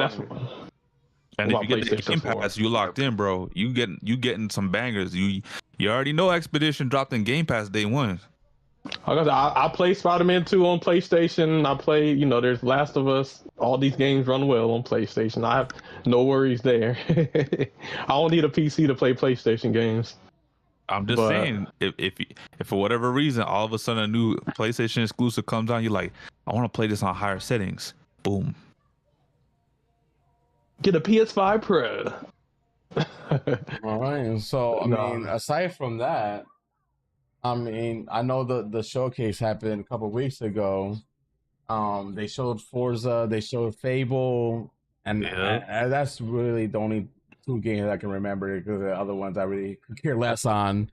Truthfully, I'm sorry. Hold on, I gotta Fable looked interesting. Because I am looking forward to Fable, but I gotta Google like everything they showed because I forgot. It was what, 5 games that they showed? They showed 5 games. I think Fable is probably like the standout out of all those 5 games. Honestly, Fable was the only game I cared about. No disrespect to the other games, but I already knew Forza was coming out. Or did they not show? No, Gears wasn't shown. The Forza game is actually pretty nice, though. The Forza game is based in Japan. Yeah, in Tokyo. I knew that was coming, so I was like, you know what? I don't care that Forza is gonna come out and it's gonna be at this showcase because I already know what to expect from Forza. But Fable, there's always this shit's been announced since like 2020. I ain't seen much shit about Fable. I need to see what this shit looks like because I'm worried. I want to see this game do well, and he did a good job from what I saw. There's always going to be new Forza anyway, but Fable comes around once in a generation, so it's definitely more of a big deal. Yeah, and the way they talked about it, how they try to stay true to Lionhead's vision, and they respect Lionhead's like IP, and like what they did to this game is crazy. Like the amount of unique NPCs that you're gonna come across, the unique conversations. They implemented AI, so like the AI, you're not gonna get the same interactions with people, bro. That's crazy. Okay, so very crazy. I figured out which game I actually cared more than Fable. The Pokemon one? Reincarnation. Yeah. Pokemon. Oh, yeah. So, what are the people who made the Pokemon are called? Game what Freak. are they called again? Game Freak. Game Freak. Yeah, they showed the Game Freak. I, honestly, I'm not really hyped about it because it is being made by Game Freak, and every time Game Freak makes a game, okay, so they struggle with optimization. Actually, it's like they have the name that it's made by Game Freak, but I think they actually outsourced devs, and it's actually not made by the same people who made Pokemon. Interesting. Okay, we'll see. I hope not. Development team. I hope not. Which kind of sucks because I actually now I can't even say like it's by the people who made Pokemon. So that kind of does suck, but hey, the game looks fucking fire, so I'm hyped for the game, bro. This should be a beast to me. How's it going, Effortastic? Yo, what up, Effort? I want to say Fable is the game I'm looking forward to. I played all 3. I mean, this time it's gonna be single player. I love the co-op aspect. Maybe we get a Fable 2 and they'll implement like a co-op again, like how they did the first time around. Yeah, like I would love to be able to play the game with my partners or my homies or whatever, and you know, just play the game together and do like missions, kill bosses, whatnot. But I'm really excited for this Fable game. I'm probably gonna get a day 1 to stream it just because I'm definitely Fable. getting a day 1 as well. And I'm excited to see, you know, what the studio does with Fable. And even though it's gonna be day 1 in Game Pass, I'm still buying it day 1. Yeah, I'm getting on Game Pass. Yeah, I think what I'm gonna do is I'm gonna wait and see the reception on Fable, and then I'll decide if I want to get it. I never played any of the other Fables, so it's not like I'm like, oh, I have to play this game, but it looks good. It looks like something like I'm play that game eventually. Like I'll catch it on sale. Maybe I'll buy it, you know, when it comes out. But you know, it's just it looks like something that I want to try out. Essentially, it looked fun. It looked like whatever they was cooking in the oven, you know, it starting to, you know, pay off. So the gameplay looked good. The combat looked good. You know, in the world and environment, there's giants. Like, you know, there's a bunch of people. You know, like your interactions can change a bunch of stuff. So yeah, it looked very interesting. So Yeah, I know, it every looks time like a game that you're gonna be like immersed in type shit. It Yeah. does. It does. So until GTA 6 comes out, we got some stuff to hold us over. Crimson Desert. We got Fable. Hey, We got a lot of it's stuff. official. GTA 6 is going to be released at the end of this year. No, was it November? Did they say? Who said it? Is that a guarantee? That's what We'll see. Rockstar tweeted, right? Didn't Rockstar tweet that? Rockstar I mean, said. yeah. I mean, they could say something and take it back. Hey, Angel, We said that. Is released. these trailers in But the because of some unforeseen Angle, you can have circumstances, them we have to play. push it back again. I got these trailers in the group chat, Angel. You can have them play in the background. But yeah, man. I mean, we'll see. But yeah, Fable and Beast of Reincarnation are the two games I have my eyes out that they showed at the Xbox showcase. So, Angel, what do you think about the combat that they showed for Fable? I think it looks amazing. How can I help you, boss? You think it's a step up, or it's I just think about so. right from the? I Yeah, I think it's- it's a good step up. Very The impressive. graphics look amazing. Yep. This game, look, I can't wait. I'm getting my streaming PC in a couple of weeks, guys. I'll be able to play these games at max setting without worrying about frame dropping or sharing bandwidth. So, like, we're going to be immersed in these games at 4K quality. That's all I got to say. The only thing that I noticed was it looked like the game was running on 30 frames for most of the part that they were Yeah. showing in the game. Hopefully that's not a hopefully- thing when it drops. Hopefully you can run it at 60 frames. Yeah, that's my issue with quote unquote next gen gaming. Next gen gaming is a bunch of good ray tracing graphics, but stuck at 30 frames. I guess maybe that's what the PS5 Pro is for, so you can get the graphics at 60. But yeah, it seems like Hopefully with the new always show. consoles, we don't have that problem with the 30 frames because we should not be. It's 2026. We should be not playing and being capped at 30 frames per second on a console. I'll say what, he's not Yep. gonna happen on the hybrid Xbox. Shit, that's the bad thing about fucking last gen. About niggas being on last gen for so long, because then developers feel like they gotta hinder the current gen stuff to make shit for the last gen shit. Yeah, but last gen's losing support. Didn't they just mention the other day that PS4 is starting to lose support now? Like you can't even get PlayStation but Plus that's stuff from recent, it. though. Yeah, that's so come on, how, what, We was just talking 2026 about how until the new PS6 was decade? about to come out. Microsoft Yeah, did that in 2020 when they were yo, games are coming out and you won't be able to play them on the Xbox One X, even though the One X is just as powerful as the Series S. Imagine the PlayStation 6 coming out, and they still got to make games for the Another 10 years, PS4. bro. We got to make it to PS4. Oh man, PS5 is gonna be lasting for a hot minute, even when PS6 comes out. Yeah, I'm It is, but I'm still getting a lot of good use out of my PS5. So I don't think I'm gonna get a new PlayStation console until it's like my PS5 is like sounding like a jet engine running the game. Until then, I'm gonna keep my PS5. It's I'm getting my money's worth out of it. I know that. Halo said he's gonna be running until the wheels fall off. Hell yeah! You know how hard it was to get this thing. You have to rob a scalper? I ain't paying scalper prices. Hell no. But damn near, it's part of the game. is it So I guess is this Super Mario Galaxy time? Is it, or is it the I mean, Dragon Ball. I guess we can leave Dragon Ball for last. We can Oh well, Okay. I mean, it's whatever y'all want to do first. well, I mean, I feel like I guess we can talk about Mario Galaxy because it's a lot older. Yeah, so Get out Mario the Galaxy way. movie. They got a new trailer. Will we get copyrighted if we show this trailer? Probably it's Nintendo. All right, so I'm not gonna show it. But what do you guys think about the trailer? Don't people do reactions to it? I thought it looked good. I think Rosalina looks amazing.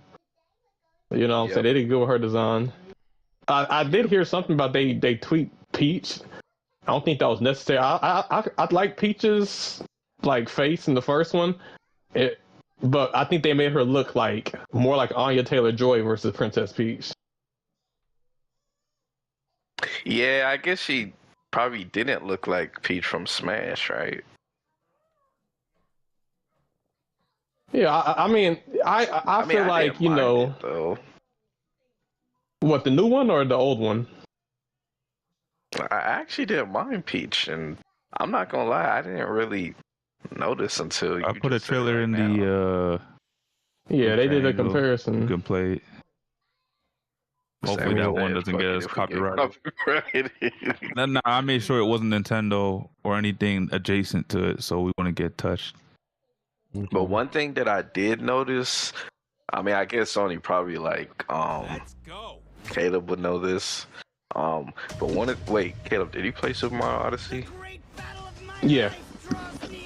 One thing I noticed that I thought was cool is even though this is a Super Mario Galaxy movie, they had a place, they had that desert place. Oh yeah, from Odyssey. Mario Odyssey. I thought that was pretty dope. Yeah, they said they're gonna mix it up, or they're gonna do something not expected. So they could mix both games. Like the movie's called Galaxy, but you know, Odyssey, you know, has some similar themes. You know, traveling to different worlds and planets and the moon you think and whatnot. they'll go to New Donk City?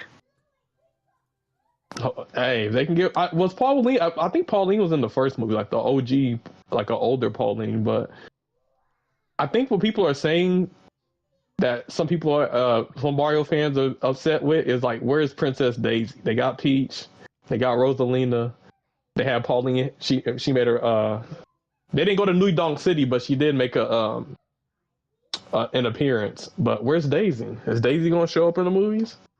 She might. I think this movie is gonna set up for a third movie, and they're gonna have another credit scene.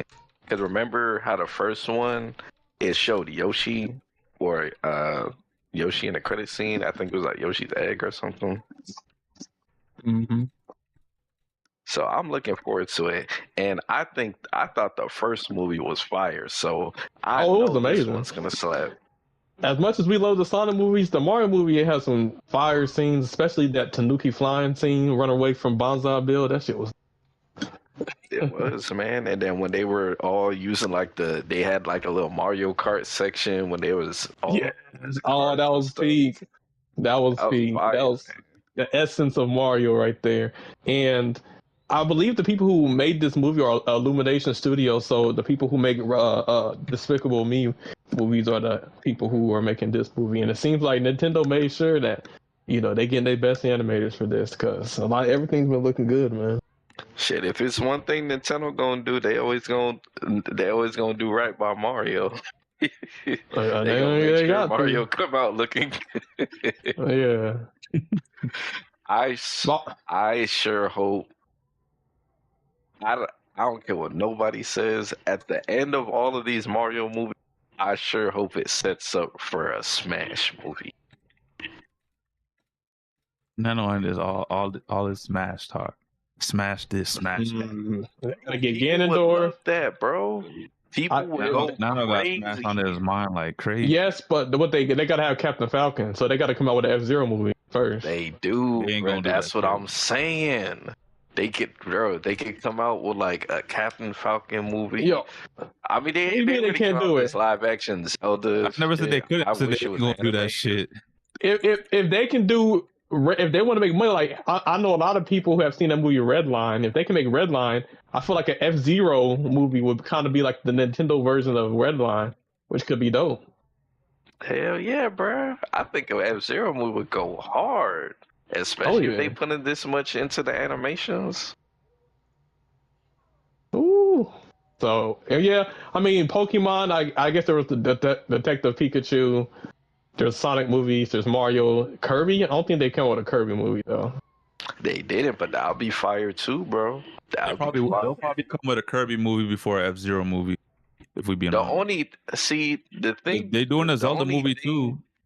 I don't really think we think talked about that. I'm worried about is they're doing this live action Zelda thing, and I would have just preferred if it was like animated, bro. I don't know. I think the live action could slap. Yeah, but how are they supposed to link that to Smash? It is what it is. They'll just have the live action characters in the Smash. Bro, that's stupid, bro. I'm about to crash out. I'm just glad. Okay. Like, think about it. Smash sells like bonkers, right? It's one of the best selling things on Nintendo, period.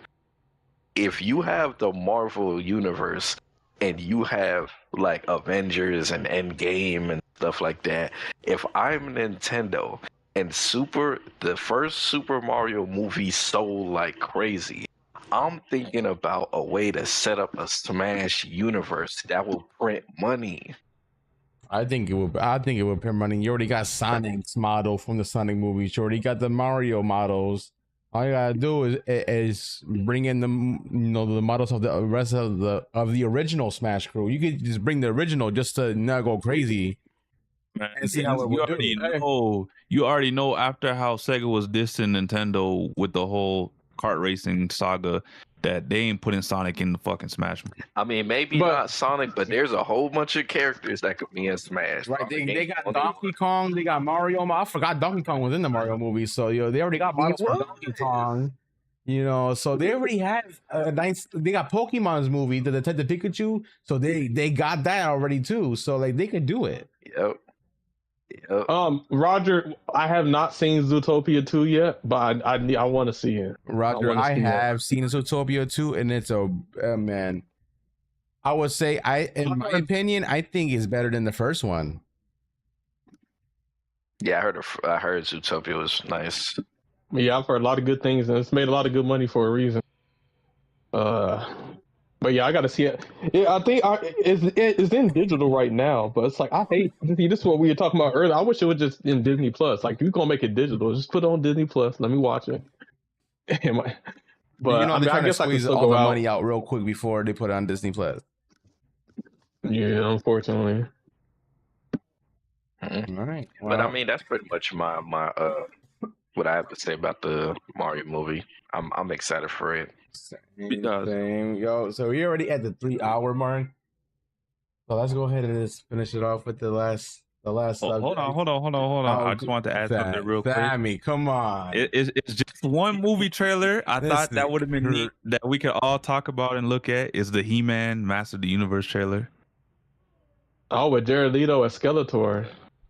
Yeah, this look heat. So you could play this Angel. I honestly think this movie is gonna be a hit as well this summer.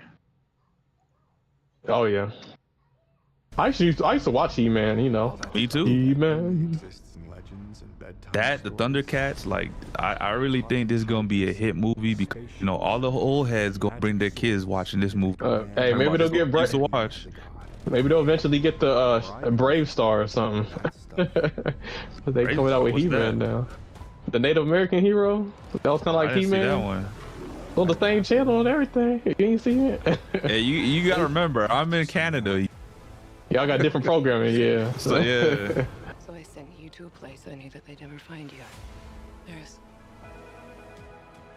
This obsession with nerd stuff and sword things, it's not a good look for human resources.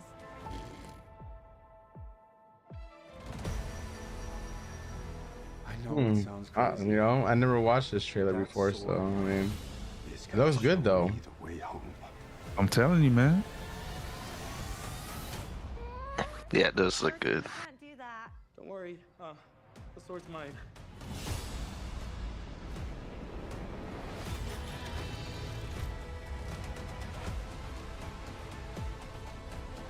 hang on, it's about to get weird.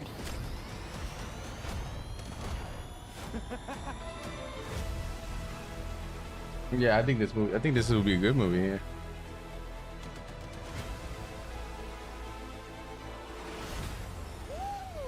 I think they realize, nobody supports any new ideas, so they just bring back all the old stuff and modernizing it. You know why? You want to know why? Because there's no freaking creativity anymore, and That's a fact. people depend on AI for their ideas and shit, and nothing comes out as good as it used to.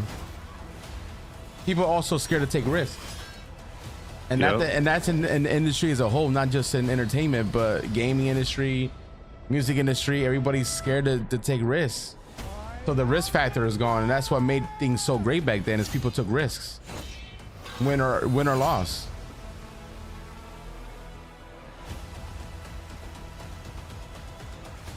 Speaking of AI, apparently C-Dance 2.0 came out, and it's a Chinese AI thing, and it's literally coming out with like movie grade quality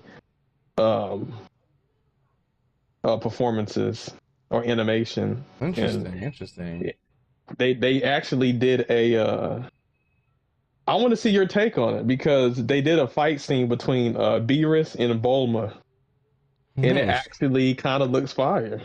You won't get see, the problem I have with these AI things and try to do that is eventually you can't do that no more. They'll either ban your account or hit you with copyrights because you're using copyrighted characters. That's usually in the early stages. People get away with that, but then I can see Toy trying to sue for copyright infringement. Yeah, so like we can't even like do anything because once people start posting all those like fire like animations, they'll just stop the fun. Like, no, you can't do this, copyright. It's like, damn, man, I can't just freely try to like do something different with my favorite freaking characters. They're scared somebody's gonna make they're scared somebody's gonna make a Dragon Ball Super 2 and it blows everything out the water. That's what they're scared about. Man, I was about to send you a link, and it said the copyright link has been copyrighted. You see what I mean? They're already on it, bro. See, that's crazy, man. Already gone. Angels you can't have nice things. You can't have nice things. Wait, no, I found it. That must have been another one. They were doing like Marvel Avengers. They had like the Monkey King from Black Myth Wukong versus Thanos in Endgame. It was actually interesting. Hold on. Real quick, since we on Dragon Ball, bro. Check this out and just let's see what you think about this C-Dance Bulma fight. If you think that it's starting to look kind of iffy, It started to look kind of crazy out here, man. And this is AI made? What? And this is AI made? Yeah, AI made. Oh my god, yeah, this is why I'm watching this right now. This is exactly why Toei is gonna copyright it, because somebody's gonna make some fire ass hit, bro, and you're not gonna get no recognition for it. They even got the fucking music in the background, bro. Nah, this is why we can't have nice things. This shit's fucking gas, bro. Like, what? They got the talking in it. They got the fight. Like, nah, bro. Yeah. The way the water. Yo, Toei will 100% copyright this, because somebody could just do the moral arc before they do the moral arc. Nah, someone could just finish solo leveling before season 3 even comes out. So I ain't waiting 2 years. This is crazy, bro. This is how smart AI is getting, dude. Motherfuckers want to get hit with a big ass fine. You know what? I can see people using this shit to reanimate One Punch Man. Yo, I would prefer that. Hey, let's get some One Punch Man C-Dance episode. Yo, this is crazy, guys. I'm sorry, but this is crazy. It's like I'm watching the anime right now, and it's not the anime. It's just AI made fight, which is crazy, bro. And damn, is this like, so like it could create longer videos? This is like a whole minute. Yeah. Oh, bro. Look at Vegeta. I mean, obviously the eyes are kind of brownish or the grayish, but like, look at this, man. It's like I'm watching the anime, bro. It's crazy. Yeah, dude. It's insane. Oh yeah, C-Dance 2.0. AI is getting crazy, man. That means we could get Ultra Ego Vegeta right now. Off of this. Somebody can just plug in and make Ultra Ego Vegeta before freaking the animators go diabolical, bro. All they gotta do is put in the manga panels one by one. All right, put this here. All right, now animate it. Oh man, bro, that is crazy. Definitely gotta watch out for this shit, bro. 'Cause that shit was good. And that's Bulma, bro. That's like, it's like not even an actual Z fighter. It's Bulma going toe to toe with Beerus, bro. That's crazy. Yeah, this is what is it? Dragon Ball AF. They'll make Dragon Ball AF into a reality. We'll see Super Saiyan 5, 7, 6. We'll see finally Gohan Super Saiyan 4. Yeah. Oh man. Yeah. So I said, hell no, we can't have this happening. Dragon Ball Hero. The actual anime, what?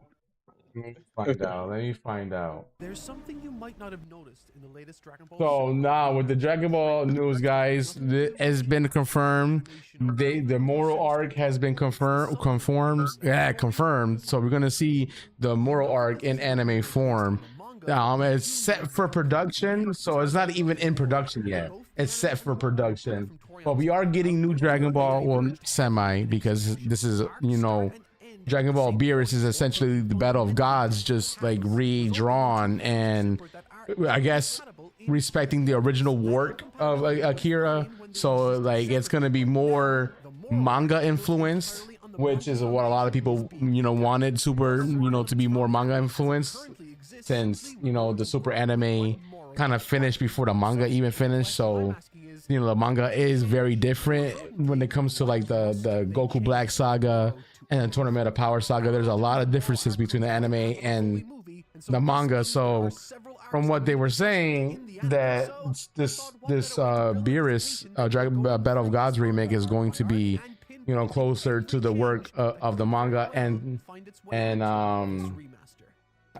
you know, they only confirmed Beerus, but the leaks have said that this is going to be an ongoing thing up until the Tournament of Power, and then, you know, continue with the moral arc.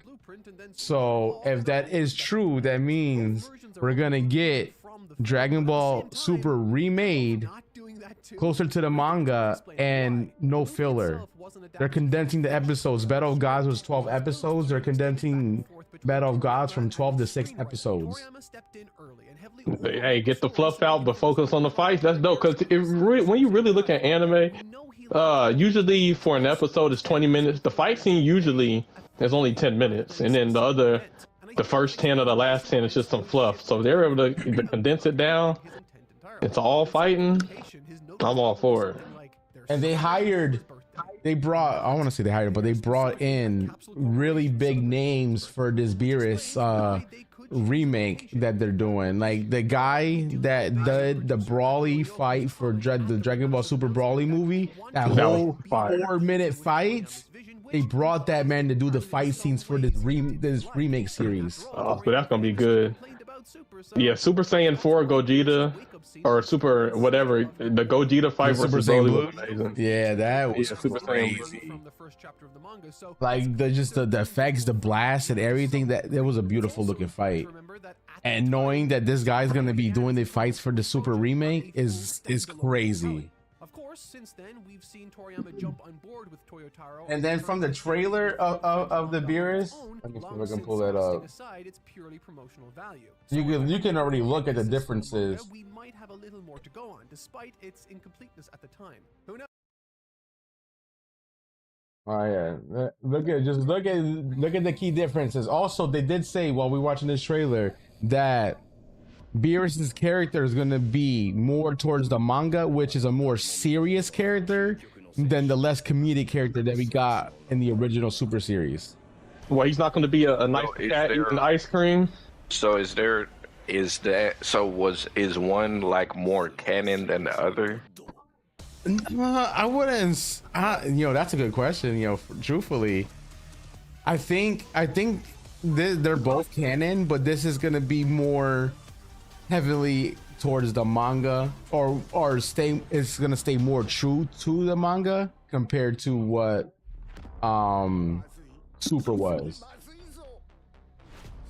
Like in Super, Beerus did not wake up. In the Super anime series, Beerus did not wake up. He was already awoken. But in the Battle of the Gods movie and in the original Toriyama work, he was sleeping and got woken up. So that's good. Now that's going to be in this remake, but that's already a key difference. And I don't know if you guys look at this animation. Like this animation looks way better than what Super looked in the beginning. Yeah, this shit look fire.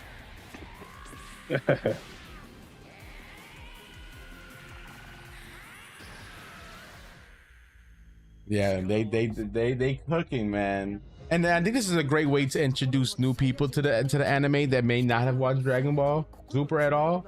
They get to watch Dragon Ball Super with better animation and something that's, you know, gonna respect the manga more and follow the manga more. Because Super Saiyan God looks even amazing, bro. It's crazy. Yeah, this is convoluted. They should have just rebooted the whole Dragon Ball Z and started from start all the way up into Super, because they already know the ending of Z. The ending of Z is after Super. Take forever though. Yeah, that would take forever. They've already reanimated. Guess what? We would have crispy animation from start to finish. See, but I'm not, old stuff was better than some of the new I'm stuff. gonna hold it to you, Sammy. I actually love the original like animation for Dragon Ball Z. Like, I think that animation is still to this day holds really well. I love it too. Don't get me wrong, but I'm thinking like for the newer audience, like they're gonna be like, "Oh shit, this is crazy." Yeah, like not everyone was introduced to Dragon Ball like we were when we were kids. Dragon Ball was a thing. You can still watch the old one and get the story. And here's the difference: Super wasn't well animated. Dragon Ball Z was. Like, they were lazy with Super. That's just what it was. They were short staffed. They didn't really animate things the way they should. It was very rough. Yeah. Z had time to cook and action, because I watched, I watched the series all the way from Dragon Ball to Super, and Z actually, some of the animation in the 90s was better than some of the stuff in the 2010s, so it's kind of crazy, but yeah. So. And then, you know, looking at this trailer, you can already tell in this trailer, look at how serious Beerus is compared to what he really was in Super. Like, he already has like that aura, like, you know, like he stands on business right now. Yeah, he might have got anime-fied, because I feel like they do that sometimes, where they do this fan service crap, and they make the characters like personalities all weird. I think because there was a show called like Terraformers, where there's like it's a show about like where some astronauts have basically powers like Spider-Man, like how Spider-Man kind of got bit by a spider and he has spider powers. Yeah, actually, like in Terraformers. Yeah, it's dope. Instead of just spiders, some of them have like bullet ant powers or like so on and so forth. But like the first season was so raw, so violent, and so good. But then the second season, they got anime-fied, and like all of a sudden they're like goofy, kind of like how I was like, what's going on? Yeah. So if they can get, some get right for Beerus and have him, the way he's supposed to be, I'm all for it. No, 100%. And then, even though like the leaks, there's only been confirmed that it's Beerus only, right? But the leaks say that, they're going to continue after Beerus and go all the way through until they go to the Morrow arc. So basically, what the leaks say is Super's being remade, and once they get to the ending of Tournament of Power, the Morrow arc should be ready, and they're gonna just continue it off from there. So whenever Super ends up into the Tournament of Power is when the Morrow arc is gonna come. And also with their trailer states, have it pause, Super begins. If they were only doing the Battle of the Gods arc, why would they put in the trailer Super begins, insinuating that this is the beginning of Super? That's true. And then I think it'd be nice. Fall 2026, guys. Fall 2026. It'd be going neck and neck against Invincible season 4. Invincible season 4. I don't know. I mean, I don't know. I'm a Dragon Ball fan, so I think, I'm excited. You don't like Invincible? Invincible's kind of like watch Dragon it. Ball. I haven't watched it, so I have to watch it. If you like Dragon Ball, you'll like Invincible. Might as well just give it a try. So, I mean, I don't know. I mean, with the Dragon Ball news, with more art coming, and then the remake, like, what are you guys' opinions on that? If this means that the reanimated Super is going to mean that the moral arc is going to be well animated, and that's a W. I think that's what it really means, is that they're setting a new standard of animation for their show and what they want it to look like going forward. Yeah, So. I agree with Caleb. Yeah, I agree too. I think they're trying to right the wrongs of what Super was, because it was a rush project, and they're trying to respect Toriyama's like vision of Super and be able to, put that vision in anime form the way it was supposed to be originally. Mm-hmm. That's a fact. Also, with all of this being said, obviously Toy Animation are the people who are, animating Dragon Ball. I'm always going to plug in World Trigger. Check out World Trigger. They are also getting reanimated as well alongside Dragon Ball Super. And so it's a very great show to watch. It has probably one of the best power systems in anime. Check out World Trigger as well as Dragon Ball. Mm-hmm. I mean, that's all the topics, man. Yeah, we made it. 3 hours and 20 minutes. Yeah, let's go. Right, we're getting there, man. We're getting there. Now, obviously, we had to get on our soapbox about Speedstorm, but we're getting there. I mean, it needed to come out and needed to be heard. And I'm sure a lot of the community agrees that, the voices need to be heard. And if the podcast can help and Gameloft can see, the outcry of the whole community and, right the wrongs, I would love to be able to, try to influence that in any way, shape, or form. Yes, sir. Yep. We got 100 subscribers, 100 plus, I should say. So I definitely think we got some weight here. May not be a lot of motion, but we got some motion. Better than no motion. You say you keep it 100? Yeah. Yes, sir. I appreciate, we appreciate everyone that is tuned in today, or anytime that they tuned in, all the subscribers, all the lurkers and the chatters and, the community, because, without y'all, this podcast would not be a reality. You guys are a vital part to this, to the podcast, because you guys are the community, and, we like to hear your takes and whatnot and your opinions on these subjects as well, because at the end of the day, we're all gamers and we all love entertainment. So, and we all, have different viewpoints for different things. We might not like something, somebody else might like it, so it's always nice to see the diversity and people's opinions on things, especially with our favorite games and all things entertainment. Yes, sir. Yes, sir. That's a fact.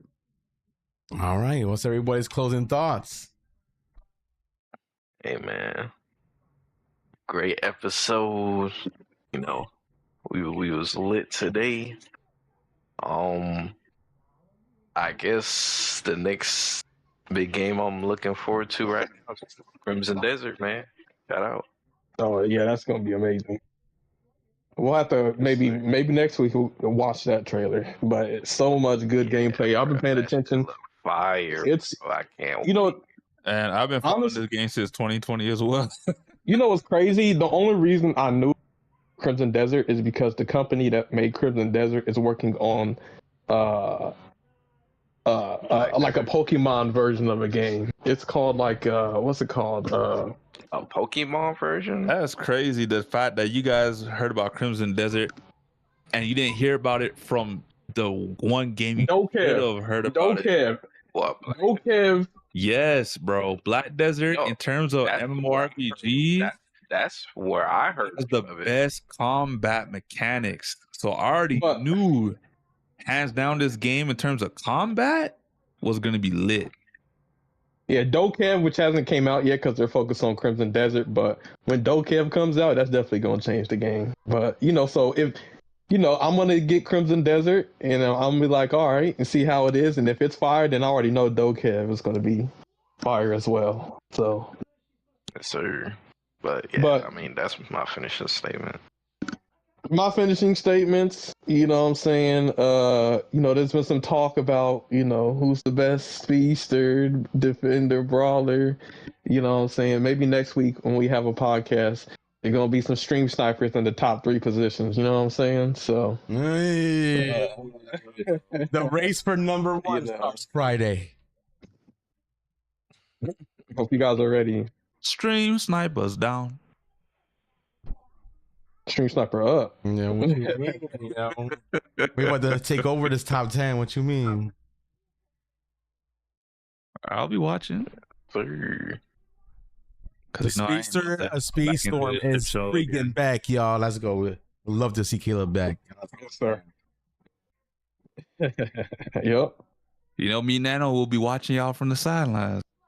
Yeah, man, we gonna be wishing for y'all. We're gonna be up early Friday morning, 3 a.m. guys. I'm Reset. We are locked in on Rainbow. Yeah, we all. When I say we trying to take this number 1 spot, I mean, that's I'm 1 a.m. going for me. It's not too I'm bad. going in early. I don't stream that late ever, so I'm expecting that shit to be dead as fuck because it's 3 o'clock in the morning. But hey, you know we're gonna do the race. You're gonna wake up to me, you know, with this race going crazy, sweating my ass off until we reach the pinnacle of the ring mode.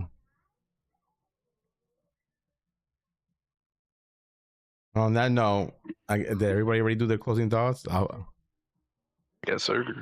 All right. Well, then, yo, we had a great podcast. Thank you, everybody that came through and chatted with us. We gave us our thoughts on the Golden Pass changes. You know, we talked about all things gaming that we really didn't get to talk about, but you know, the Xbox leaks, Dragon Ball news, Super Mario Galaxy, you know, Highguard, the Xbox showcase, the Xbox leaks, Sonic CrossWorlds, Marvel Rivals. There was a lot of information that we packed. I was so shocked that we did in 3 hours, to be honest. So GG's on that, y'all. Great podcast. You know, I got a tier list video, guys. If you want to watch a tier list video for the Speedstorm, I do have it. I do have one that I made with Toxic, Absent, and Ferrari. So, you know, if you want to know what rep racers are going to be meta and rank, you know, we have our S tier that is pretty much what we think are the meta racers, you know, to take and rank. But, you know, you can still cook with an A racer and the B rank racer if you know what you're doing. So, you know, just because somebody's not S tier doesn't mean you're not going to be able to win with them. That's all I got to say. But y'all can see me live on Friday. I don't know, Caleb, you going live too for Rainbow when it goes live, or?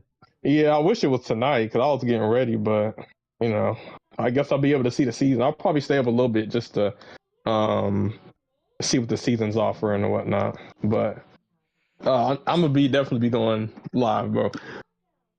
All right, I'll probably be doing the AiAi Festival, streaming that until what's it called?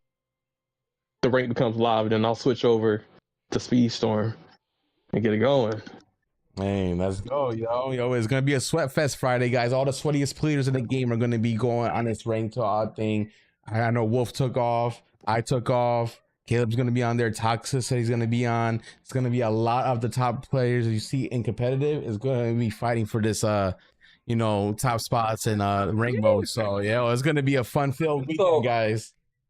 Make sure you swap POVs, because maybe you watching my race and you see Angel win a race and you look at his POV, and then maybe you watching his POV, somebody else beats him, and then you know it's gonna be a lot of POVs going. Exactly. And if you want a way to watch different POVs and support everybody at the same time, you can use the website that I use, I think it's multi-watch or something. I think it's multiwatch.net. I'll pull it up real quick. So you can do YouTube links, Twitch links, and it'll all count as a view because you're watching everybody at the same time on this multi. It's called multiwatch.net. That's what it's called.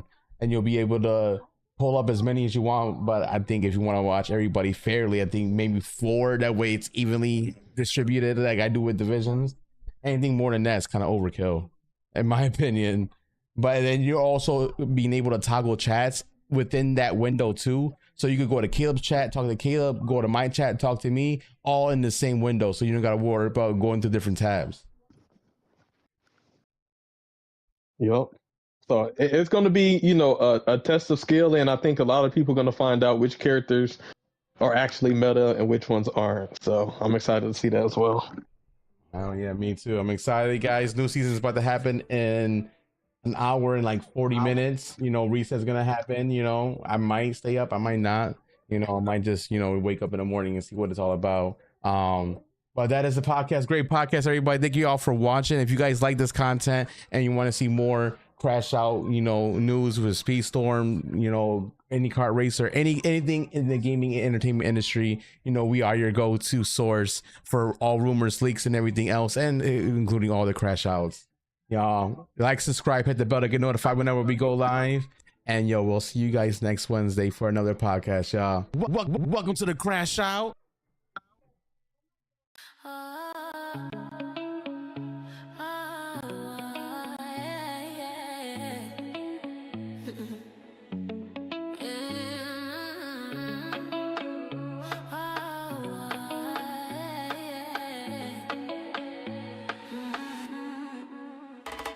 What me miss? Same for still this. If you're never there, you feel this shit. What me miss? Yeah, you have to be there for this. Late night, let the room breathe. Talk stay calm, but they run deep. No rush for feeling. Hay momento que solo pasan si tú estás aquí. Stream cut shot, but the vibes stay. Clips can't catch it the same way. Si tú sabes, you know all good. Next one stream, that's how you understood. Feeling that's timing. But me miss same for still is. Miss one night you feel this shit for me miss. Yeah, you have to be there for this.